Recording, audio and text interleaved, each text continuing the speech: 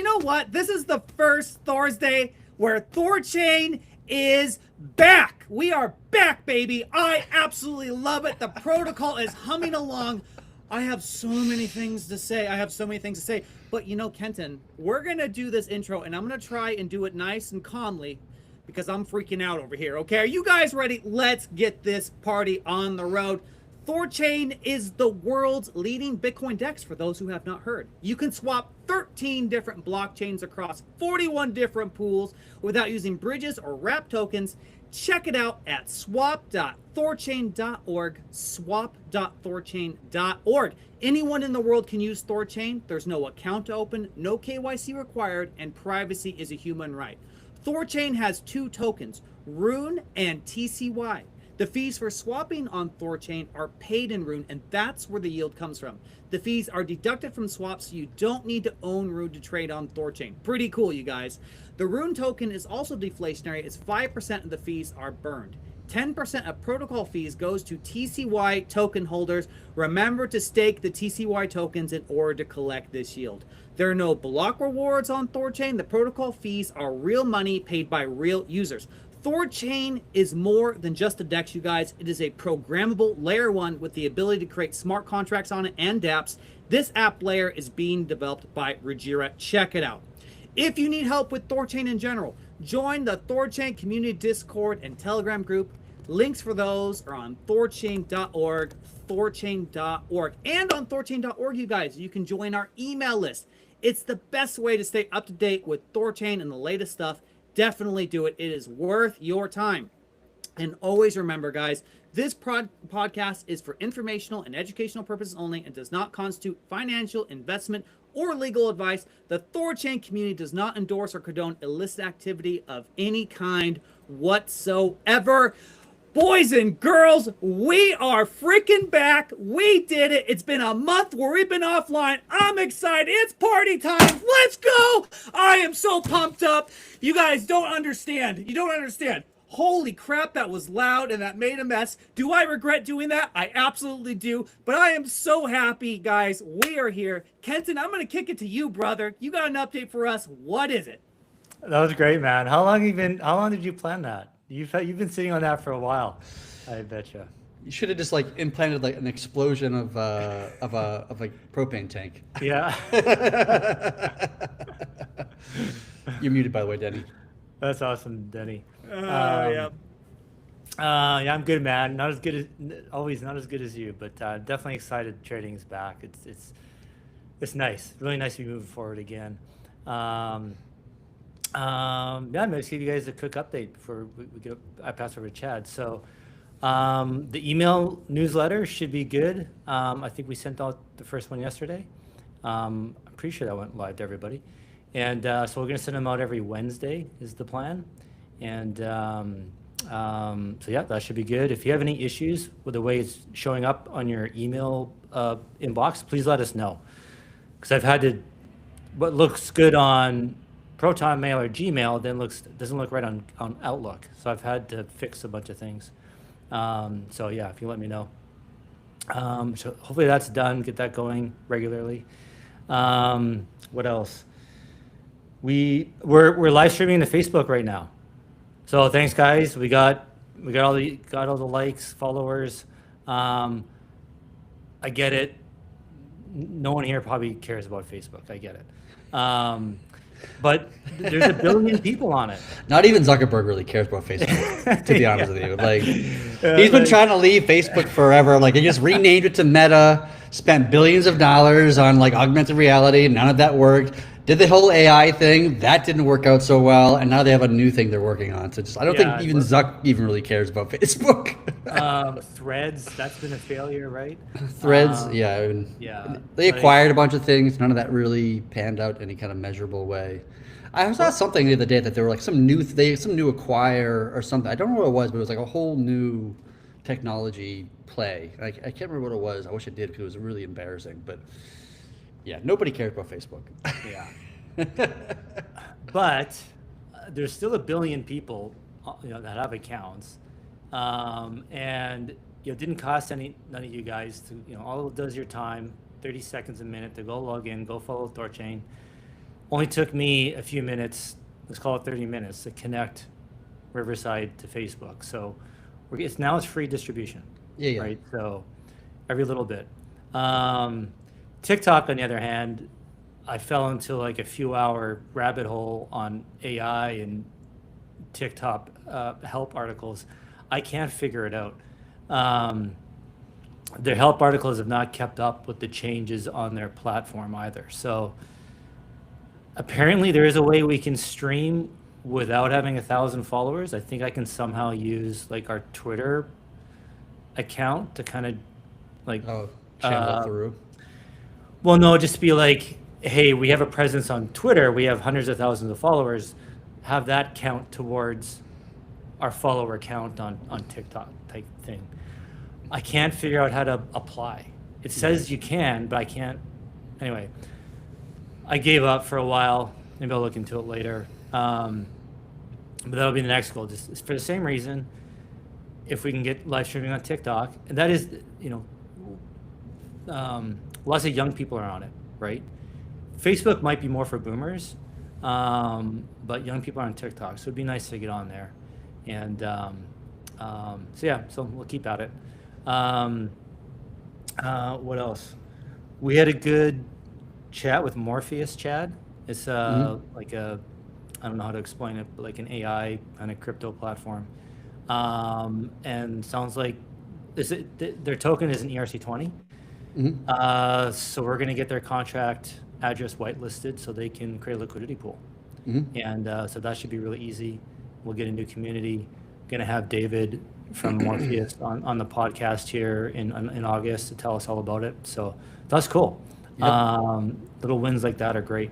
I was thinking about it too, like maybe we should go through like a list of ERC20s and just kind of see who's not really on any dexes. Maybe they have an arbitrary Uniswap pool, but might be interesting to reach out to some of them. Hey, do you guys want to access Bitcoin liquidity? Yep. Because adding an ERC20 pool is extremely easy, right? It's not, all the work is done, right? So no extra cost for nodes, no extra cost for StarSquid. And at minimum, they want to provide liquidity. We get some buy pressure on room, and they go buy the tokens to create the pool. So that might be something worth exploring. Sure. So anyway, so I got that cooking in my head. The other thing is, now that trading is live, Kepler wallet on STO, support for EVM chains should be done this week, and then next week they'll get the UTXO chains done. So we're working on Kepler wallet, guys, on STO, and we're still working on finishing the affiliate page there, so we can start streamlining the process of bringing on new partners, giving them the API key. Are kind of where we're not stuck, but just trying to figure out how to do it best is getting the partner to get their Thor name and my name. And the more I think about it and walk through the user journey, I think we kind of force them to get it up front. And then they can go fill everything out, fill out their fees they want to collect, fill out the token they want to receive. So yeah, I think that's going to be kind of the cost of using our interface and using our free API, is that they're going to have to get a Thor name and my name. And there's no real cost. The only cost of doing that is just mental burden, right? Like it's just a lot of steps, but these guys should be devs. They should be smart enough. They should be able to go through it. So, so anyway, so we're just ironing out that user flow and experience for the partners. So one thing, Danny, you mentioned about getting my marketing promoting going. I have some good news and bad news. So I'll start with the good news. Eric from Mocha put me in touch with this guy who has a platform to hire KOLs, in a sense, and it's called Creatorverse, I think. And so I had a call with them the other day. Actually, it went pretty good. It was really interesting. I really like how they set it up. So instead of just like getting a list of KOLs and what their fees are, and then I'm like, okay, I'll pick these 10 guys, give them each $1,000, and then they have to go make 5 posts, whatever. Just making that up, right? That's traditionally how this whole KOL industry works. And what this Creatorverse is doing is you come to them with money and they create a contest. And they'll say, okay, any KOLs you want to participate in this campaign, whoever gets the most likes, retweets, whatever, you get points and you're on the leaderboard. And whoever gets first, second, third, 10th, 20th, whatever, you get so much money. Because obviously whoever comes first gets the most. And what it does is 2 things. Is one, you get KOLs who are actually interested in promoting that story. Like they actually think, okay, is this something I can compete on? Is this something my audience will resonate with? And then 2, you kind of get them going a bit above and beyond. It's not just arbitrarily making 1 or 2 or 5 posts. They can make 14, they can make 30. They're doing whatever they can to get up that leaderboard. And so I think the game theory works where you kind of get you squeeze a bit more out of people. So it's kind of like, I don't know if you guys ever went to like a yoga class where it's donation based. People generally pay more than what a regular drop-in fee would be. Because they don't want to, kind of like tipping. Most people always want to give a bit more than less because they want to be perceived as cheap type thing. So I like to think we would squeeze a bit more out of these KOLs as far as their output is concerned, as opposed to just hiring them outright. And then also too, I grilled them on like, well, how do I know their followers are real, their likes are real, the replies are real, blah blah blah. He's like, well, this is part of what we sell. Creatorverse is that they're vetting all the KOLs. It's permissioned, who they let on their platform, and then they go through all of those accounts to see, what is the quality of their followers, and then they rank them within their own platform. So I'm not trying to say it's perfect, but at least in its intent. And so actually, I kind of like it. So I'm gonna give it a go. I'm gonna wait for trading to resume, see what revenue's like, see how our working capital is in the marketing fund. But I think I want to give it a shot. I can do it with like 10, 15 grand type thing. So and access like 50 or 100 different KOLs. Sorry, yeah, I just be concerned about like that. Just sounds like a bot dream, because if you're going off of likes or retweets or something like this, then like you get a bot farm together and generate 100,000 likes and retweets and whatever. And so he walked me through their process and how they vet that and they avoid that. Okay. So yeah, we'll see. I like what he has to say, the way he's trying to prevent that. But you're right. Any KOLs that have reached out to me, I go look up their profiles and I'm like, this is all bots. Like, there's no way this is real. So anyway, yeah, I'm gonna look further into that. I think that's something you might want to. I'll give a try. I'll see if I can find out who these. Maybe they can give me an example of their KOLs that I can actually go check them out myself. So I am looking into it, working on that, guys. Kind of the bad news. Was talking to another KOL from the Monero community, and I don't know how to explain it, guys. Like we just got cross-thread, and cross-thread.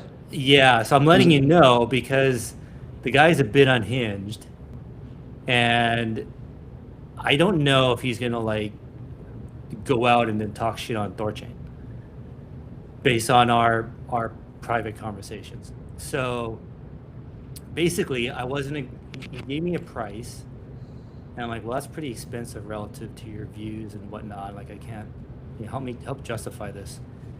He started getting pretty defensive, and we're going back and forth. He's coming up new deals to me, and we're trying to negotiate. And like, every time I try to understand his new deal, he gets mad at me that I'm not accepting it. It was almost like he's trying to bully me into some kind of doing this. And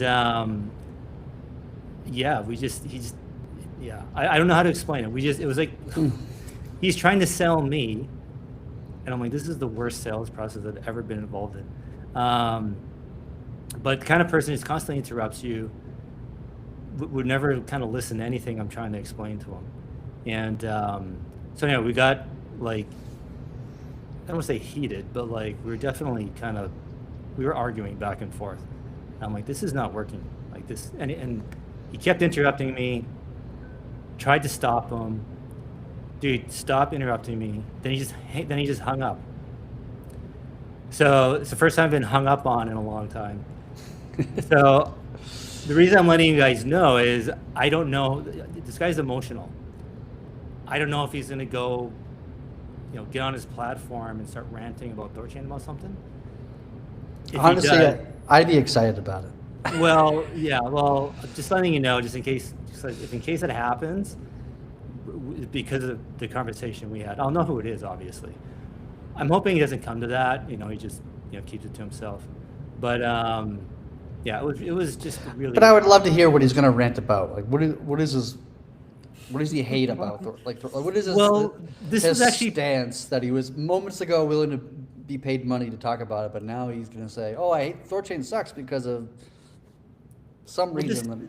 This was part of the thing. Is like, because he's trying to justify a higher price. He's like, I'm taking on a lot of risk, a lot of reputational risk, to support THORChain, and I'm like, well, I don't really want to pay somebody who views THORChain as a risk. Like, I want you to be excited and be happy to talk about THORChain. If you think it's a risk for you, I don't want you to take it on.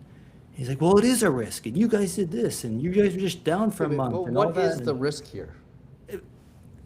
Dude, again, you're talking logically.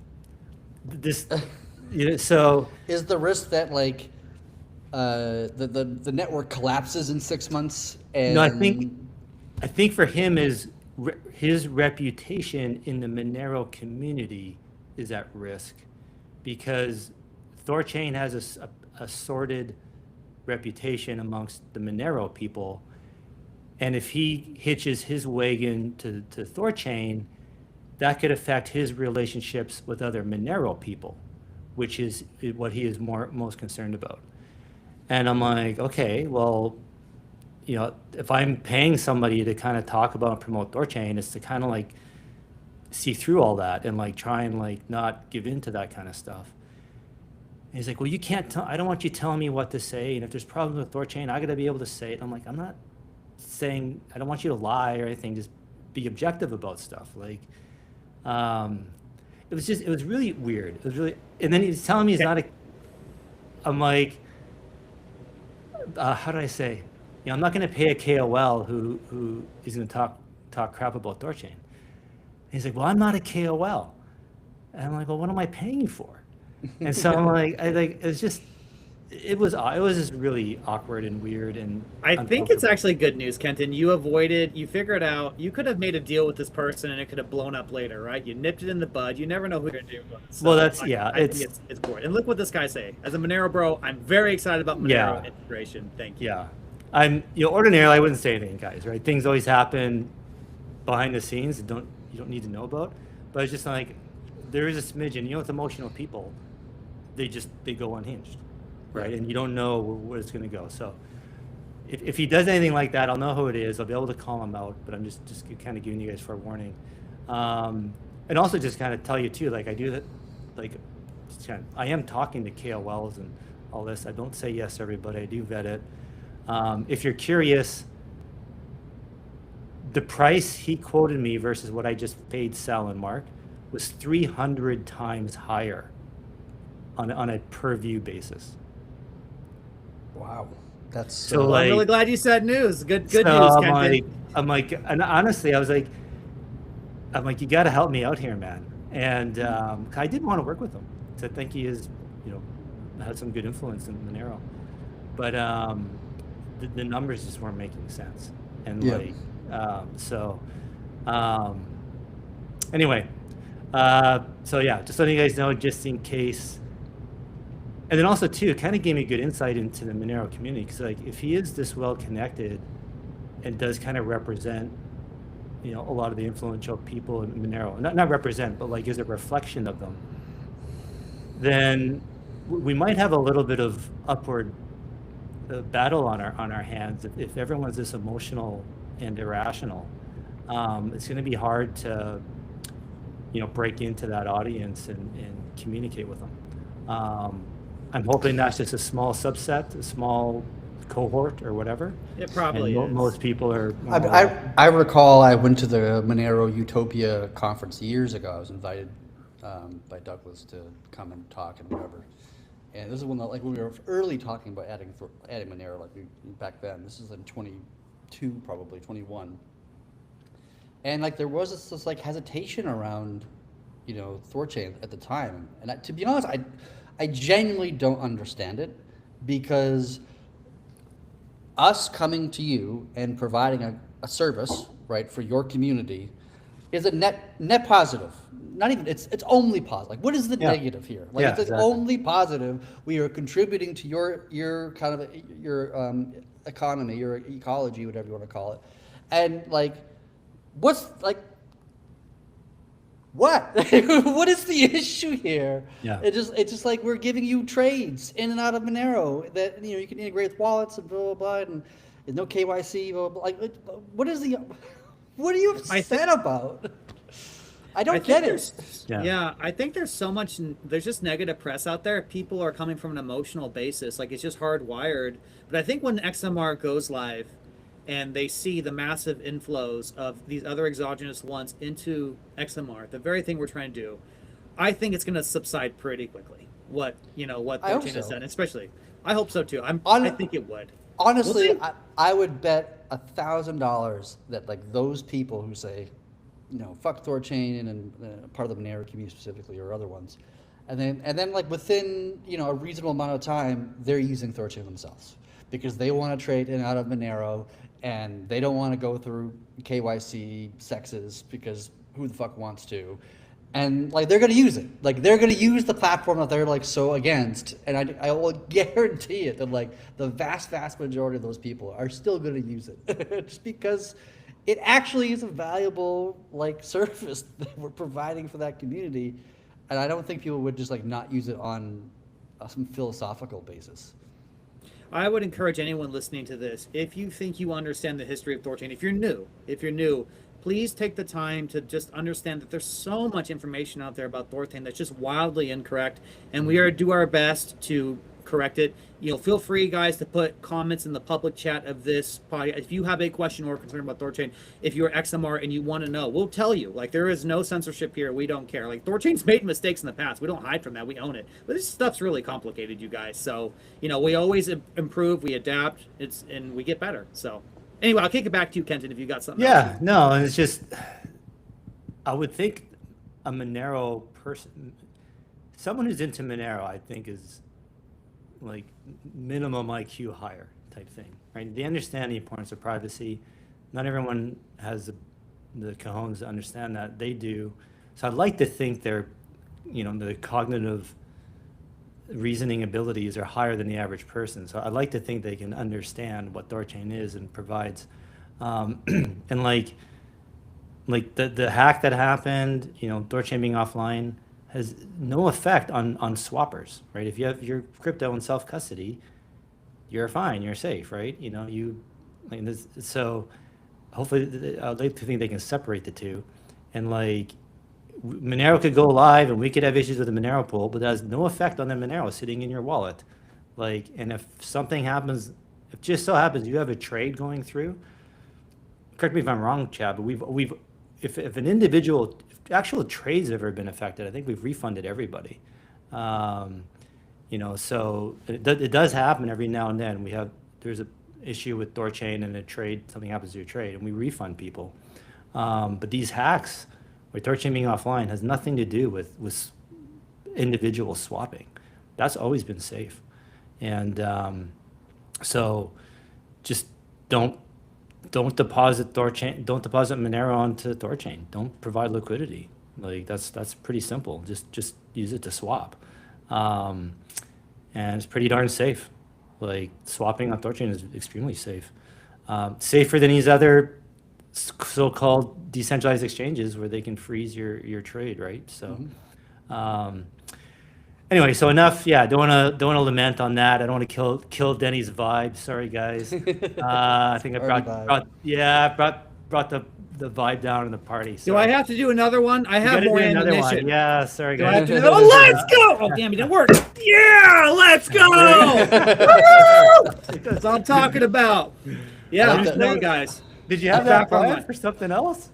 July 4th. Right now, I'm telling you, July 4th. Dude, I just have explosives in the house. I don't ask questions. You know what I mean? Got one of your It's guns. red, white, and blue streamers here. Get one of your July guns. 4th. Come on, man. Okay, Do some, who wants to see a desk pop? there you go. There you go. Desk pop, pop a gun, pop, pop, pop, pop. I don't want to put a hole in my roof, you guys. It might rain today, but I am so excited, you guys. Yes, we're back. THORChain's back. You said something very interesting, Kenton. You know, we do. To my knowledge, we've refunded to everybody as well. There are 1 or 2 people, as far as I'm aware, who have been waiting 2 months.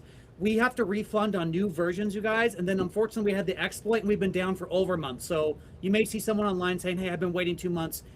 They are known, and they are being addressed. So just want to point that in case that person is listening or they see that post. So we are gonna, but yeah, we're back, boys.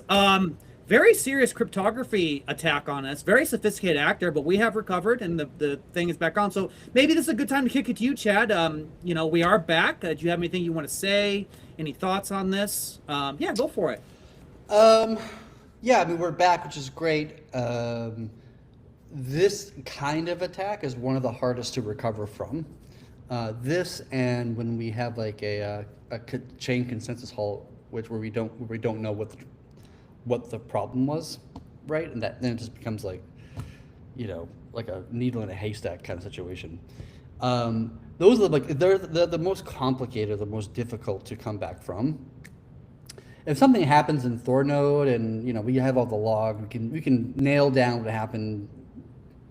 Typically within like an hour or two, and get to the bottom of things. But with TSS stuff like this, where like shares are stolen, blah blah blah, like that's a lot harder because the attack itself happens between peer-to-peers of different validators. And me as a developer, I don't have that information. I don't have that. I'm not part of that communication. So I just don't have any facts or evidence, very little facts and evidence to go off of to actually find what the actual issue was. Like it's very difficult to get the bottom of, which is why it takes so long to figure it out versus like it took like a week or so, whatever the hell the number was, less than a week. So it just takes a while even just nail down what the actual thing that happened, and then to make sure that you've nailed down the correct thing, not some other bug that's not unrelating to the thing, right? Like you want to pick like the thing, not so much a thing. And so it's just a very complicated and difficult thing to actually like go through and recover from, which is why it takes as long as it takes. And then we just found some other things along the way, and we had problems with nodes, like the verify key thing wasn't working perfectly, and there's like other things that kind of came up and to make things to complicate things even further. But yes, we're finally online. We're finally trading again. We can get back to the roadmap, which I'm super excited about. And start like launch these really kind of big features we had coming out in the next few months. Which on that topic, we have a new version coming out, 3.19.2, which I think is cut today, and it'll be coming like out to the nodes soon. I don't know, maybe tomorrow or Monday, I'm guessing. And with that is a fix for Solana so that we can churn again, because there's some bug or issue with Solana right now. But also embedded in 3.19.2 is Monero.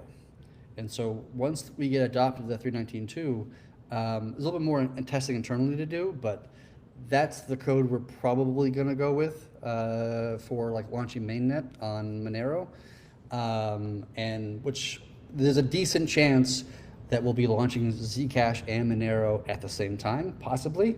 Not guaranteeing it necessarily, but if there's an opportunity to do so.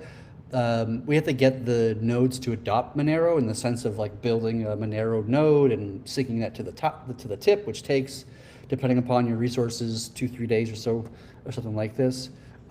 So it'll be a little while before we can get Monero launched, because we will require the nodes to get the infrastructure ready and all this kind of stuff. But I think we're going to be having Monero live on mainnet early relative to the last time we talked about this. I think last time I said like a month after we get trading again. The last time we had this conversation, a month after we get trading again, which was a couple days ago. I think we'll probably get it done closer to like 2 weeks, to be honest with you, something like that. Wow, you heard it here, you guys. XMR is well, testing never stopped, right? We had this issue, we had our cryptographers, they, but work on chain clients never stopped. We still are building in the background. Obviously, we are delayed, but we kept plinking away, kept testing, and just shout out, obviously to Boone from him starting the whole process. Thank you, Luke Parker from Sarai, for open sourcing his Frost TSS. It also was instrumental as well. We love it. Very exciting, man. I in XMR guys, I hope you're excited, because this is so huge. I mean, this will be the first ever real layer 1 to layer 1 permissionless, decentralized access to your liquidity. I'm saying these words, but I'm not really conveying the profound meaning of them. This is privacy for anyone in the world. I mean, if I start talking about it, I might get a little emotional. This is a very powerful moment. I'm so blessed to see this, and maybe we should also say, guys, like, this is the most complicated chain we're ever going to add. Please, like, the pools will be shallow. Do not attempt big swaps at first. Understand that we may have to pause it right away. There may be bugs, because when we have a test environment and we test as hard and vigorously can, but mainnet's a whole other animal. So please keep in your heart, please keep in your mind that there may be problems right away, but we will resolve them. It'll get better and better with the chain client. Every new chain client we add, whether it was Doge, AVAX, Binance Smart Chain, it doesn't matter. They've always had their own nuanced issues. Let's hope for a clean start, but FYI, guys, just remember that. Go ahead, Ken. I was actually thinking about it earlier today. A cynic could look at THORChain and be like, "Oh, the hacks and THORFi, and now you guys are offline for a month. Oh, the Monero pool is live. Oh, you had to pause it and this and that, and maybe all this negative Nancy stuff." And it's like, we are in the forefront of technology in DeFi with THORChain, right? And then you think about SpaceX, was a $2 trillion IPO, whatever it was. Well, I don't know how huge it was. Now it's one of the biggest companies in the world. That company started blowing up rockets on purpose, not on purpose, but it was like, this is part of the learning process. Actually, it was on purpose at first. They had to make sure the detonation sequence did work. So they did actually blow up their own rockets at first. Yes. All right, there you go. Go ahead. But some of them was just like, we're going to push the limits of engineering and see where does it blow up or not, right? And they spent a few $1 billion doing that. And it's like, this is the same thing that everything THORChain is going through. And it's like, we have to be able to fail. If you expect to get everything perfect and right when you're doing something brand new for the first time, never been done in history, like, you're insane. And it's you're a person who's never built anything in your life. Yeah. If you have that mentality that like everything should be perfect, then it just means that you just have never done anything with your life in terms of like building something. Yeah. And so it's like, I know people listening. I think most people get it who are listening, but it can be frustrating trying to get that through to the general public, right? But if somebody is listening, does get frustrated with things happening with THORChain, just keep that in mind. Like, we're on the frontier here. Like, this is all brand new. Like, we talked about GG20. We're the first people using it in this way, right?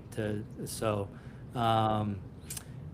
be patient with Monero on that pool. If we have some issues, just we'll get her done. Yep. We absolutely will get her done. Yeah. Chad, man, this is obviously, the network's back. I'm super excited. Everyone's been so happy. I just want to say thank you to you, the devs, and the cryptographer at Soda Labs over there. They're still working, still making sure, because the TSS library has not been open sourced yet. We do want to do that at some point. They're still testing. Do you have an update on that front? Because I did get a couple questions. Yeah, I mean, I think that we're going to be making it public as part of 3.20 when that comes out, which that will be cut probably on like mid-July. And then get released to the nodes like a week or 2 weeks later. So will be public again, in a few weeks. I'm not too worried about that, to be honest with you. But it is important to, we are an open source project. We want the code to be open source. There's no questions about that. What do you guys need to see? What are you looking for? before you open source it? It's just the matter of the cryptographers just want to take even more time and do an even deep dive into the TSS code to look at every rock in every corner and nook and cranny and just spend more time with the code base, and just better just do that in a closed source way where you have time to review it yourself, and then once you've done like enough of the audit, you can say, okay, we've looked through everything we can look through. We believe we've found anything to find, and then we're ready to open source it again. What about because the exploit was possible based on combining 3 different P5s or whatever you call them. Mm-hmm. Do we have a backlog of? I know P0s, you guys update and fix right away. Mm-hmm. Do we have a backlog of any of these P1s, 2s, 3s that we should push through and get done? Yeah, that's a good question. So it's a little bit of a double-edged sword. So I recently, made some changes to Hugin to make it kind of better in some ways, and its code auditing ability is it's actually kind of amazing, to be honest with you. I'm kind of shocked how good it is, and I've pointed at 5 different repos, one of them being the TSS private library, and in all of the repos it finds hundreds of issues, hundreds of them, right, of varying severity. Some are P5, some are P0s. Most of them are P1s or P2s. That's where the vast majority of them kind of sit. And so I was just talking today with the rest of the team. We had an engineering meeting earlier today, and I brought this up with the Solar Labs team of we have this TSS library. I forget how many. It's I want to say close to 200 or so issues that Hugin has opened up. And they're varying degrees of severity, but that's part of the process, is to review those issues as well. And if anything worth patching, we'll patch. But at the same time, we don't want to go patching everything, because the intent really is to move off of GG20. So it's how much resources do you really want to spend, going through hundreds of issues, versus just spend the time just going to DKLS, or something like it, right? It's a little bit of a balance there. So obviously we're going to go through them all, and we'll prioritize them, appropriately. And the ones that are severe enough, we'll patch, of course. And the ones that are less severe, we'll probably just leave those alone, and then just move on to DKLS as soon as reasonably possibly we can. So that's for me, that feels like something kind of new. I thought last time we talked about GG20 versus DKLS, it was, well, it's better the devil we know, so we'll stay with GG20 for now, and we'll look at DKLS, Frost, whatever. It seems like since that last conversation about it, it seems like you guys are now your mind is set on DKLS, this. Yeah, I think we've agreed that DKLS is the direction, or one of the two directions to go, actually. The question before was, when we had the hack, was do we kind of just push the panic button and move to DKLS right now, right, and not even muck about with GG20 and and just or do we just solve the GG20 problem as best as possible, and then once we're back online and trading again, then start putting in the time and resources, because it's not an easy change to make. You can't just change cryptographies as on the weekend. You know what I mean? It's a complicated change, and obviously you're moving funds from one cryptography to another one, and that's dangerous, inherently dangerous, right? So you want to make sure you do it, appropriately and take your time as best as you can. So I think we all agree that everybody wants to get off of GG20 and move to DKLS. And then there's also the idea that we also want to move to something like Frost and use Frost for ECDSA chains where it's possible to use Frost on ECDSA chains. So you generally can't. So you can't do it for Litecoin or Dogecoin. But you can do it for EVMs, because you can use a smart contract as a little bit of shim layer between the 2 points, in a sense, to kind of do a conversion, if you want to call it that. And you can do it with Taproot on Bitcoin. It does support short signatures, so you can use Frost for that case. And so I think the idea is that we're going to move to both Frost and DKLS. We'll use Frost where we can, which is EVMs plus Bitcoin, and we'll use DKLS on other ones where we can't use that as an option, like Litecoin and Doge and so forth. And the reason why is because Frost is a much simpler, cleaner cryptography than DKLS. It's a much smaller kind of surface area, if I can kind of put in that way. So it makes securing it a lot easier because it's a lot simpler thing to secure, versus something like DKLS is actually, it's complicated. Probably not as complicated as GG20. GG20 is probably significantly more complicated, but DKLS is not like, it's not simple by any stretch of the imagination, but it is better for sure, or at least that's the general consensus with all the cryptographers that I've had conversations with on this, professional cryptographers. They all unilaterally agree DKLS is better than GG20. I haven't had anybody argue otherwise. And in fact, people that have talked about it, they're like adamant about it.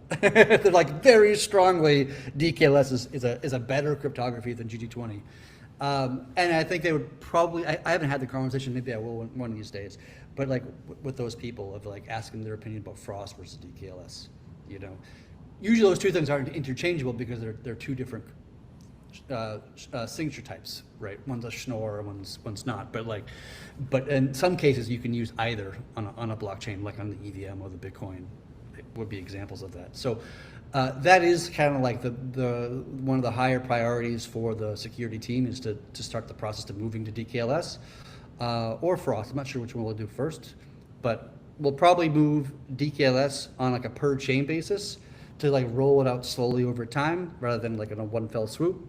Because if there's any problems, obviously you don't want to have all the assets at risk. You want to have as little as possible. So we'll probably roll it out to like maybe Doge first or maybe Litecoin first, because there's like smaller, like, amount of TVL that we have for those chains.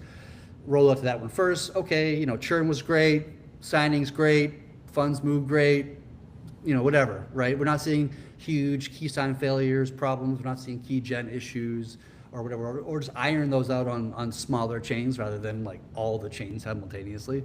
That would be, a little bit of a faster way of going at it, but not as, safe way of going at it. So I think the intention is definitely to move up to GG20, and we'll be doing that over the coming months. How long that will take, I don't have a reasonable answer to give you that. I really don't know. But that is a process that we're going to be going through for the next, probably a couple months at least. Well, the Monero pool is going to use Frost, so that'll be a good implementation, good test, right? It is, but it's a different Frost than Frost. So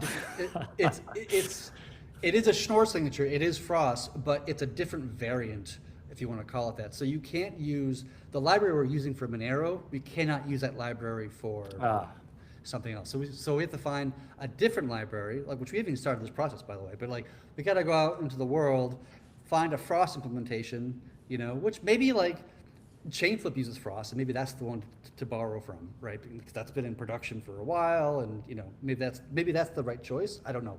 We have to do our analysis, but we have to we also have our requirements. Like, I don't know if that implementation of Frost has identifiable aborts. Figuring out if somebody screws up the key sign or keygen process, who is the asshole who did that, so that we can blame them and slash them accordingly, so that we know if somebody's holding up the key sign or the keygen, we know who it is, and we can address it accordingly. I don't know if Frost implementation for Chainflip has that capability or not, right? So that's going to be a process that we're going to have to go through and find a more standard implementation of Frost that we can use for EVM chains and Bitcoin. Very good. We do have an audience a question from the audience. Kenton, did you want to add anything that Kenton just said before I transition to that? I'll maybe just bring up. I think, I don't know if it was the last podcast or before, you floated the idea of using moving the pools to like a multi-sig on each vault, and so say it's a two multi-sig. One key could be DKLS, the other key could be Frost. Are you still entertaining that idea, or is that just? Yeah, so the engineering team and the security team mostly have a meeting next week to discuss this idea, and among probably a dozen other ideas of like other things. Like, we've been talking all sorts of crazy concepts, and not probably majorities won't actually get shipped, but just throwing ideas around, and part of that is like maybe having like hot wallets and cold wallets. Right, like, and with like using the same cryptography and the same nodes, right, in a matter of speaking, but by having a hot wallet where you're signing things all the time, and then a cold wallet where you're like topping it up every once in a while, right? You have a lot less signatures. that creates a lot less opportunity to attack this vault because there's less signatures to extract the keys, right? Because and then in this recent attack, there was this like thing of like hundreds of key sign attempts that were where the attacker kind of like, it pulled out a little bit more information per key sign failure on per signer, right, effectively, to eventually get what their byte primes are or what their kind of keys were that they were holding. And by having a cold vault that's still maintained by the same node operators, but you don't sign very much, and so there's less opportunity to kind of pull out little bits of information, and that's where 90% or 80% of the liquidity would be, and then we'd have a hot wallet with 10% liquidity or whatever it is, and that would be signing all the time for trades and whatever. But if you steal that, then you steal just like a percentage rather than, So there's a bunch of different ideas that we have around this, and I don't know if we're gonna ship that or not. That requires conversation, and that's obviously doing something like that. It's actually kind of complicated. It's almost like adding back Yggdrasil, if you remember the Yggdrasil days from way back when. And we got rid of that for a whole host of reasons, but it's kind of bringing it back without Yggdrasil was a one of one, right? So it's just one individual wallet held by one individual validator, and that's where we sent funds from. And then the Asgards were more like a cold vault kind of idea, right? Because most of the transactions would go from the Yggdrasils, right? Because it was just fast, quick signing, all that kind of stuff. But a one of one is not the most secure thing in the world, as you could probably imagine. And we moved away from that for good reason. So in some ways, it's kind of like bringing it back in a sort of kind of way, where you have a smaller vault with smaller amounts of funds that you can sign from and send funds from, and then you have a larger, more secure, less signing, less activity to kind of back it up.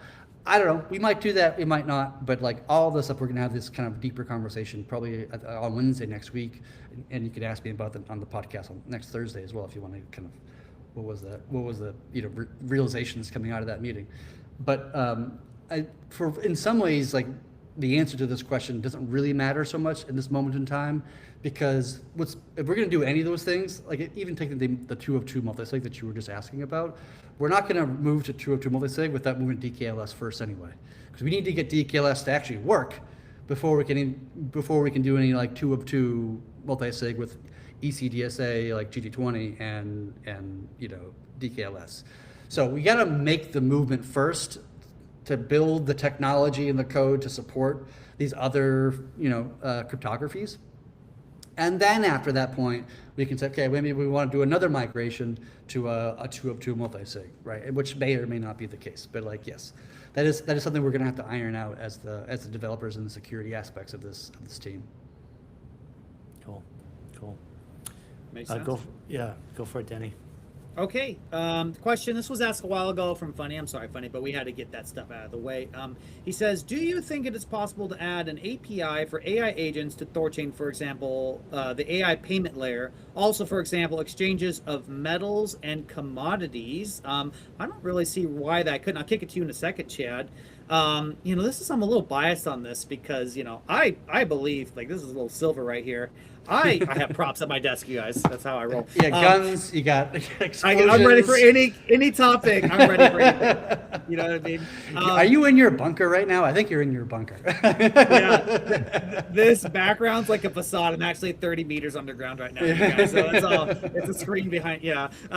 But yeah, I actually don't I want to add anything to THORChain that will generate swap volume. I don't care. But with precious metals, I don't know. I just feel like, can you ever be certain that that's not going to be rugged at some point? I mean, you could say the same for stables, I guess. But anyway, I'll kick it to you, Chad. What do you think?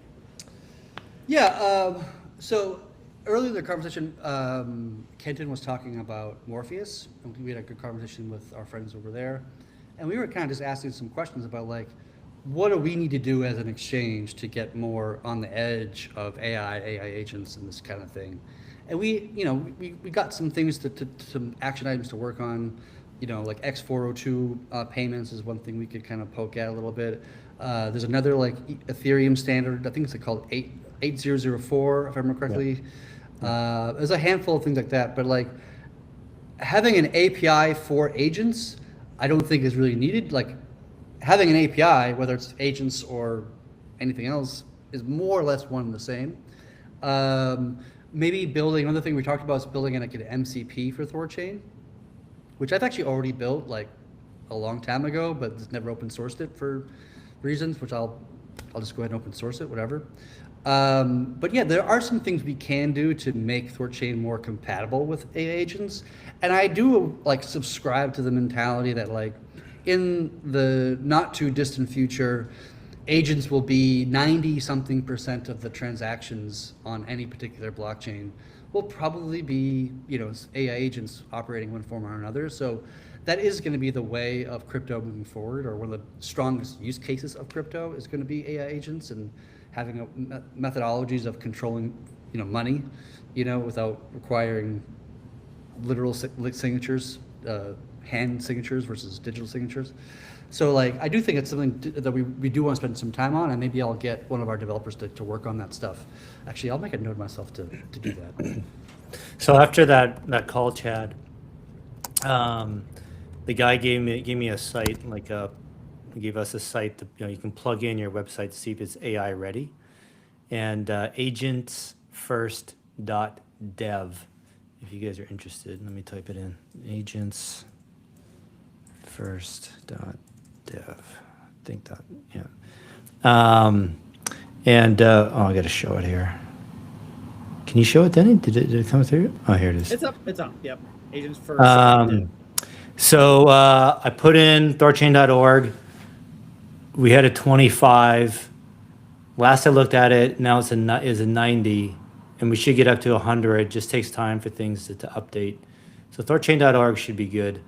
Swap.THORChain.org, we got a 0, and but I should be able to get that to 100. So some of the work is already done, just needs to be implemented, and how quickly the devs are able to get THORChain.org stuff done. Hopefully they can do just as quick on swap.thorchain. So from that point of view, we should be able to get those little things done on the website, on the back end, to make them basically like readable by AI, making it easy for AI to interact with the site. And then Chad, we mentioned you the MCP library or whatever, AI, API for AI. I asked Andy with Liquify, and he's already been working on some kind of MCP library for that. So to answer, I forget the guy's name, but yeah, we are already working on that stuff to make THORChain interactive with AI. So I definitely believe that. I believe that very strongly. We need to be on it. We have to, THORChain has to be easily accessible by AI. Oh, Chad, you muted.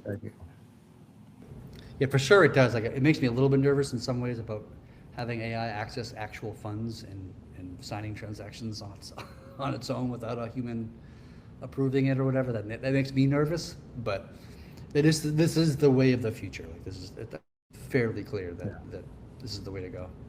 Yeah. Yeah. What next, guys? What else? What else should we chat about? Well, I'll just quickly shout out our stream on X cut out after 16 minutes. Someone just informed me, of course, but it's on YouTube, you guys. So please, if you wouldn't mind sharing the link on YouTube, I just put it on X. It's always a wild card. We never know why that happens. It's dumb. Stupid Riverside. It's always X. The one platform that we like need or want, and that's the one platform we always have issues on. Yeah. Like, I haven't checked the Facebook feed yet. I'll be curious on there. But yeah. Gosh dang it. It's like, and sorry guys, but it's just like you have no idea how many hours I spent with Riverside trying to like fix our problem with X. So yeah, I mean, it's kind of the reason. Well, one of the reasons why we're here is that X is like unstable. Yeah, well, you're right.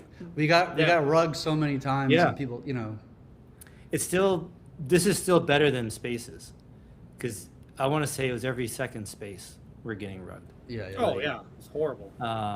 Yeah. So I guess in Riverside's defense, it is Twitter, it is X. Something's wrong with them. Elon cut too much, put some more money back into your streaming there, buddy. Yeah, he ain't like Hammond, like Jurassic Park, where he spares no expense. The expenses were spared. You know what I mean? It's not yeah. Yeah. But you're right, Chad. This is still way better than Spaces. You know, I think we only have an issue with X once every 3 months now. It feels like once every 2 months. Yeah. So Yeah. But at least we have the content that's saved, and we can release shorts and stuff on X and get our voice out there. But yeah, it's unfortunate. Elon, figure it out, man. Yeah. Well, he fired everybody, so I'm not sure if anybody left. So. He fired some people incorrectly, I think, because Yeah. whoever their engineers are, they literally cannot figure this out. I just like it blows my mind. I just love the irony of like Elon Musk is a person who has so many jobs, like he runs so many companies, right? And he just fires people. Like the person with the most amount of jobs in the world is just like firing the most amount of people, whether it be like X or like even like the government or whatever. Like it's just like constantly trying to like, you know, cut everybody else up. Meanwhile, he has like 9 jobs himself. I don't know how he does it. I don't know how he does it either. I would go crazy. I don't get it. And having like 16 kids, or whatever the hell the number of kids he has now, it's like 7 different women, or whatever the hell the number is. Like it just, I don't know. Neuralink, Tesla, SpaceX, the Boring Company. There's even more companies. And he's on drugs all the time. Apparently, that's you know. Well, and apparently he is involved. Like it's not like it's just his name on the company. Like he does get involved in meetings and decisions and everything, right? So like. Yeah. It's obviously bandwidth. He's got to pay attention. Like, yeah, I don't know how. He must just have like 1,000 times more RAM than the rest of our brains. Like, I don't get it. Yeah, I don't get it either.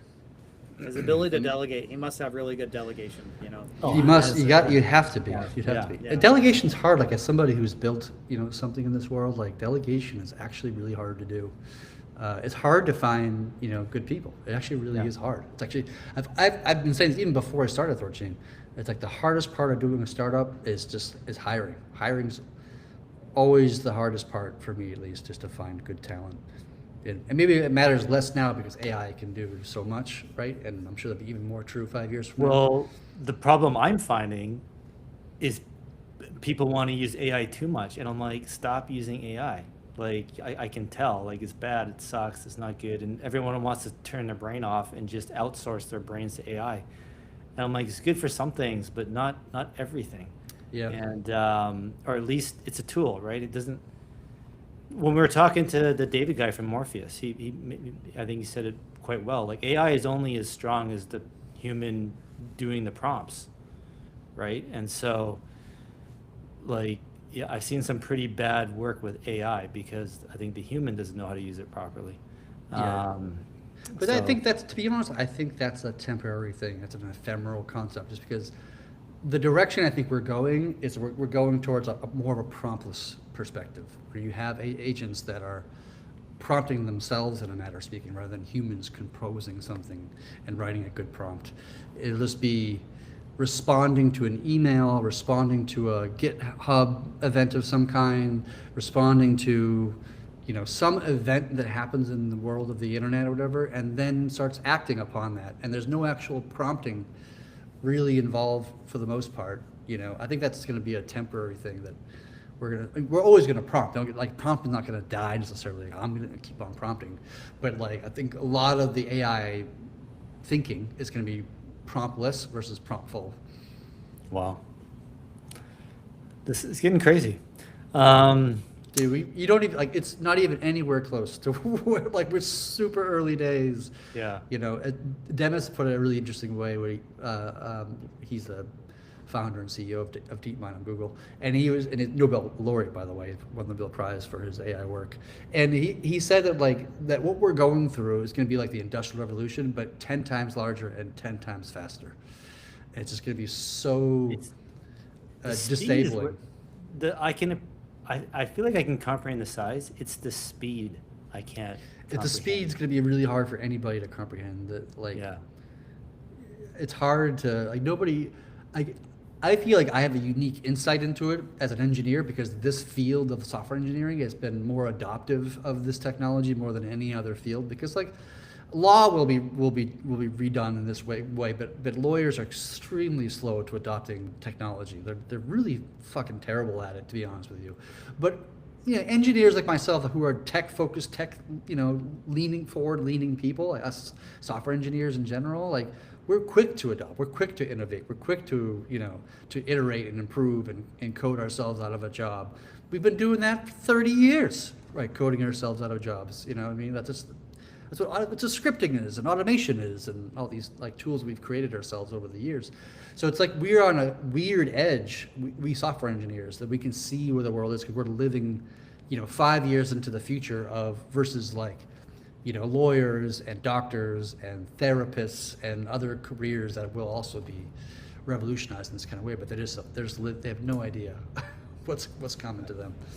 I have a question on that. Do you think the way is it going? Are we going like with AI models that are like hyper specialized for certain tasks? And I don't know if the right word is concatenation, where you have multiple like specializations and then you have a central hub or do you just think a more generalist AI that can just do pretty much ubiquitously everything? It's a good question. So like the quick answer is like we don't really know, right? And we see all sorts of specialist models out there that are much more efficient in the sense of like the size of the parameters, like how many parameters it has, like and what it's able to output. Like it's intelligence density, as I like to call it. I don't know if that's the actual phrase for it, but that's the way I like to refer to it as. You get higher intelligence density, which is actually really nice because you have lower compute to get a higher outcome. Right? But it's still not going to be as good as the frontier, like Fable 5, Mythos, whatever the frontier is. And a lot of the more recent advancements in the frontiers, something called a mixture of experts, which is basically what you can think about having an LLM that's got 300, 400 different LLMs within the LLM. And a mixture of experts will have a router in front of your request and then pick 2 or 3 or 5 or 7 or 9 different little LLMs within this big giant LLM and then use those to produce the outcome of whatever the response is to your request. And by doing it that way, you consume a lot less energy and a lot less inference and a lot more efficient. So you're actually combining a bunch of smaller little LLMs, so to speak. And there's actually a new thing that just came out like 2-3 days ago called Fuga. It's like from Japanese Fugatu or whatever the hell the name is. And it's doing that, but even on a higher level of like, you request something to this new system, it doesn't even have any LLMs of its own. It just has access to Opus and ChatGPT and open source models and these models. And it just like routes based upon what your request is. Oh, like Opus 4.8 is really good for this response. Oh, ChatGPT 5.5 instant, which just came out today, is actually a really good, solution for this. And so you get like a better, more intelligent, outcome theoretically, because you're going to the best person for the best job in the given moment rather than all your jobs going to one person. So it's really unclear what's going to happen, but it's like I couldn't tell you what's going to happen in 3 months or 6 months, right. let alone a year from now or 2 years from now. It'd be a complete guess right off the crack of my ass. So I'm sorry, Chad. Go ahead. Hey, go ahead. Well, I was gonna say, is it like one clear projection we can make is the amount of energy consumption in the whole world has to go up, is going to go up tremendously, like the demand for energy to run these models, would you say? Because if AI just becomes ubiquitous, I mean, you get more efficient models, but I guess it's an ebb and flow there. I don't know. It's a little bit, it's so yes and no. So yes, in the sense that like we are using compute like crazy and consuming electricity like crazy, but we're also building much more and more efficient, system. So like just yesterday, OpenAI just announced something called Jalapeno, which is their own CPU, GPU system that's specifically designed for inference, for just answering questions for LLMs to use. And it doesn't do anything else. The correct term is called an ASIC, right? Or single application computational, blah, blah, blah, whatever that thing is, the acronym stands for. We use ASICs all the time for Bitcoin mining, where you build specific GPUs specifically for bit mining Bitcoin and Bitcoin only. And now they want to build, and Google has been a part ahead of the game with their TPI and TPU systems. But like, that's like a much more energy efficient way of doing the same thing. So you get a lot more performance. So theoretically, you could see, where right now we get 50, 60 tokens per second on the current models.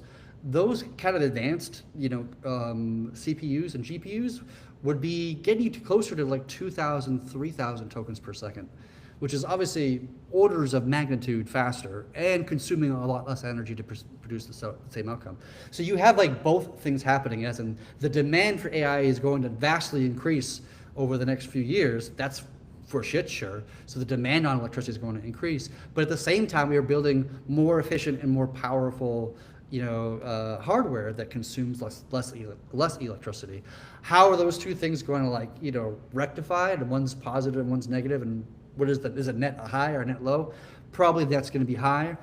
But at the same time, like other people don't know this, but like there's a direct correlation between how much energy that you consume as an individual and the quality of life that you live. So oftentimes when people see like big electricity bills, or especially a lot of like the green people in the world who are all like anti-climate change and all this stuff, like they get very upset about us consuming electricity. I'm actually quite the opposite. Like when I see us consuming, and not like burning electricity, not like just running AC in a house that's nobody lives in, right? That would just be burning electricity. But like when we start to find actual use cases to burn electricity in a positive way that's beneficial to society, I'm just like, yeah, fucking burn, baby, fucking burn. Because I instinctively know that like the more electricity that we consume as a culture or as a society, just means the quality of life that everybody's going to have is inherently going to increase proportionally to the amount of electricity that we consume. So I'm always like yes, let's burn more electricity. Like let's also find more efficient ways, right? Cold fusion, for example, has been worked on for 60 plus years, and maybe AI will help us to solve it. But 7 grams of deuterium, which is the source for cold fusion, 7 grams would power the entire city of like Denver for an entire month, which is like basically at that point is an infinite quantity of energy that is infinitely, basically close to free as you can reasonably get. And so these major breakthroughs that are going to be happening into the future, same thing with like room temperature semiconductors, these things, these milestones in technological like kind of advancements would be absolute game changers. Who the hell cares about consuming electricity if it's basically free and infinite, right? We only care about it because it emits CO2 in the atmosphere and causes our planet to warm and ice caps to melt and species to go extinct and crops to die early and all sorts of stuff. But like we can, I don't want to say easily because it's not easy, but we can use this technology to actually advance us in ways to make all these problems we talk about today null and void. Yeah, did you want to add to Armageddon? Oh no, I totally agree. We're totally scratching the surface on the energy potential of this planet, let alone the solar system. Yeah, like we're nowhere even close. Like minuscule. Minuscule. Like, the amount of electricity that we produce from like solar panels, for example, relative to the amount of energy that hits the panel, it only really consumes like a few percentage points. Out of like it's tiny, tiny, and so major improvements to how efficient our panels are could dramatically change how much energy we can produce from them, and all that energy is free, by the way, and doesn't really emit any significant amount of CO2. Well, it's space. I think space is the future for solar power. So just imagine a solar power farm in space, like yes, it's fascinating. I've heard that this is. I don't know how practical it is, and you gotta beam it down, and I don't know. It sounds amazing, but yes. This is what's interesting. This is exciting. It's like what's science fiction today is standard tomorrow. Yeah. But it's even what exists today. Even just regular nuclear reactors, we could easily 100x the Earth's output of electrical supply. Yeah. It's. Have you ever heard of a Dyson sphere? Do you know what that is? Yes, I have. That surrounds the whole the planet and the sun, or just the whole planet? Just the star. Just the star. Okay. To be honest, I think that's we would never be able to build a Dyson sphere because we don't have enough material, raw material. Yeah, The sun's fucking large. Yeah, So yeah. you might be able to do like a ring around it, you know what I mean, effectively, and then you just blast huge amounts of energy. But like, it's a very theoretical technology that would never produce, even 1,000 years from now. I sincerely doubt we'd be able to produce it, but it's a really fascinating concept. Don't worry, Danny. There'll be enough power for your AI to change file names for you. Thank you. Boomers like me need that a lot, you guys. Yeah. I love this conversation. I mean, we're gonna have philosophical conversation because it's really fun. I mean, this is a good thing here. That's the one thing that there's so many like second, third, and fourth tier effects. Like what I think of THORChain. I don't like to make THORChain about everything, but I'm legitimately, this is what I think. There's one, I forget what it is. It's the I forget the word, but when you look into the stars and we listen, we don't hear anything, right? This is a contradiction. Like why don't we hear anything? And for me, it really comes down to like, I really believe that intelligent life is extremely, extremely rare. And if there's intelligent life that's been developed in galaxies, it's very easy for that intelligent life to destroy itself. I mean, we're seeing it right now where we have such incredible, powerful like weapons when it comes to like these nuclear weapons or whatever else we developed. The threshold to destroy yourself gets easier and easier the more advanced you get, right? And so one thing that with THORChain, I really believe is that we have to fix the money in order to solve the problems that we have in society. We have to deleverage the government or many hostile tyrannical organizations. And a lot of these are enterprises that are becoming involved in politics. We have to fix humanity in a way where we have this vision where we go out, because when you look at ourselves, guys, as humans, I'm going from memory, I believe Earth's first life happened about 4 billion years ago, maybe 3.8 billion years ago. And to get where we're at today, think about that for a second. We had to have a single unbroken chain of life that was 3.8 billion years through all the natural, Darwinian evolution by natural selection to get where we are basically able to have a conversation and think abstractly and make technology get here. That is a long time for an event not to happen to the Earth where it destroyed all life. I mean, what an incredible timescale. So what we are is extremely precious and we're extremely rare. I believe life is probably ubiquitous all over the universe because we've already demonstrated in labs that you can make like things like amino acids with pretty simple chemistry, but complex life where you can emit radio signals and do all this stuff is super rare. So I think we might be the first ones in our own galaxy to reach this. My opinion is I don't think there's a lot of intelligent life out there. So I think it's so important, such an obligation to really do everything we possibly can on an individual level to push things in a manner where we don't destroy ourselves. I really think that's so possible. So for me, THORChain represents just the fixing the world in a way where we can advance and we can, these outlandish ideas that we're talking about that just seem so scientific, they can become a reality, but you have to fix the world first. And that's what I believe we're doing here. Hopefully that's not too out there for me, but I that's how I think of it. I really do. Yeah, I kind of agree and I don't agree at the same time. I think it's funny because within the context of our own planet, life arose almost as quickly as it was possible to arise. Like it came very quickly. And we just learned this recently, like 6 months ago, that when we took some samples from an asteroid, that like it had every part that makes DNA on that asteroid. And that asteroid's been circling around since the creation of our solar system about 4.8-ish billion years ago or so. And so but at the same time, as life arose so quickly here, even though it took millions of years, it's still like relative to what was possible. We look out into the universe and we see, in our own galaxy, we have about 400 billion stars, 400 billion solar systems. How many galaxies are? About 2 trillion that we're aware of from our observable universe, probably much larger than that in reality, but light only travels so fast so far, so which is what we call the observable universe. So you got 2 trillion galaxies, each approximately 400 billion stars. You multiply that number out. The number is so astronomically large that even if what we are is rare, and there's not much about our situation that is actually rare. Like the chemicals that make our DNA and our bodies are the most abundant resources there are in the entire universe. Life, came out of nowhere very quickly when it was possible. We had the Cambrian explosion a few million years ago. That was an explosion of life beyond than just simple microbial life.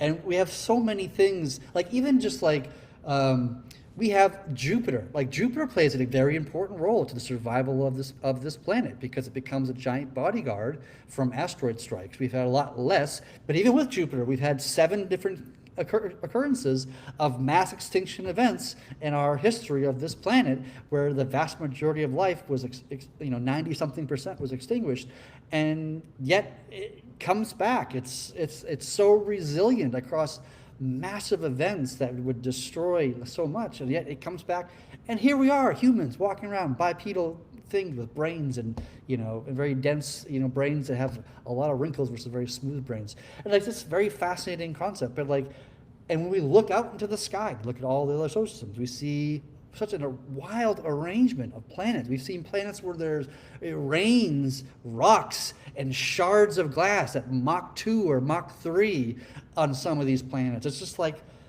the craziness of what we've observed from the atmospheres, from the dimming of light passing by their atmospheres, is so crazy. So even if you're right and you say that we are rare, we probably are rare.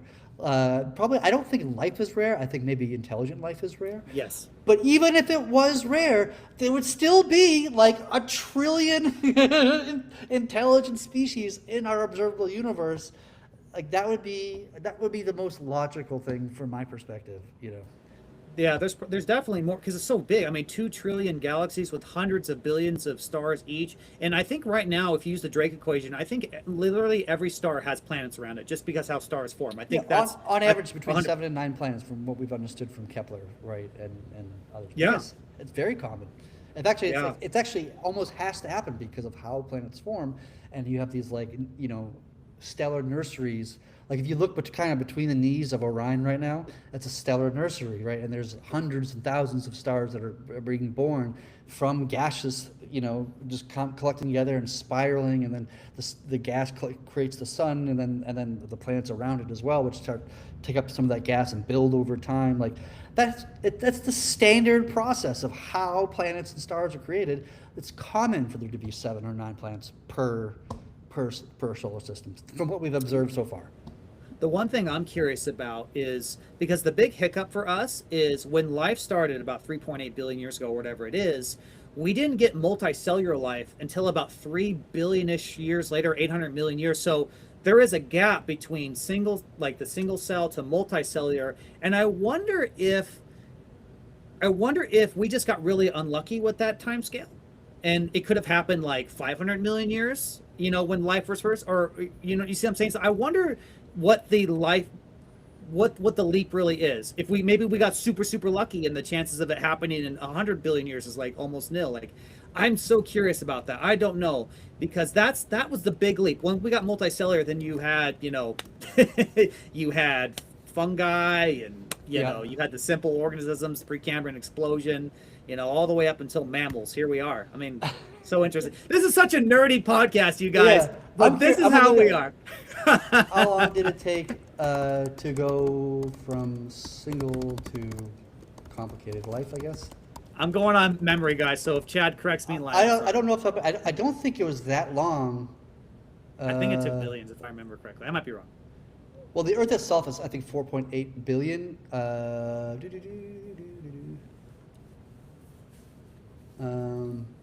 First complex life was 2.1 to 1.8 billion years ago. This is a ChatGPT response, by the way, so take it with whatever you want to do. Single-celled was 3.5 to 3.8 billion years ago. So it's about a billion-year difference, approximately, between single-cell to however you define complex life. Yeah. In this, they're talking about the great oxidation event dramatically increased atmospheric oxygen. So that's talking about, like, in the early days of the Earth, it was just like a molten rock. Like, it was just, it was fairly soft in some sense. And then you had, a Mars-like asteroid hit it that created like the moon and created like all that kind of, it just kind of blew up the planet for a while. But the oxidation didn't happen for another billion years after that. And back in that time period, when you had more complex life, not so much 2.5 billion years ago, but a little later on, when you had a high oxidation ratio in the atmosphere, you had massive bugs. You had like millipedes the size of crocs, and you had like mosquitoes the size of like a basketball because the oxidation of the atmosphere was like 70-80%, versus today I think it's closer to like 30% or 20%, something like this. So like the life was itself structurally different because the amount of oxygen in the atmosphere at that relative time. I don't know, this stuff is like fascinating as all hell to me. I think it's interesting. Yeah, it is fascinating. And when oxygen happened, it was actually, from what we understand, it was actually toxic to the life, right? And so there was actually a big, it was a big die-off, and then the life that utilized obviously flourished because it's such a it's such because you had this explosion of like what we now call plant life, right? And plant life are just creating oxygen, and so like they just started consuming everything and like overrunning the planet with these oxygen creating entities, right, of plants, which then the life had to, it had to readjust, right, to things that breathed, maybe oxygen in a sense that it wasn't as relevant or as prevalent before. I don't know. It's a very fascinating topic, to be honest. Took lots of billions of years, and we finally got to a handsome man named Kenton with his white collared shirt, all about Rune, buddy. So you're a miracle, Kenton.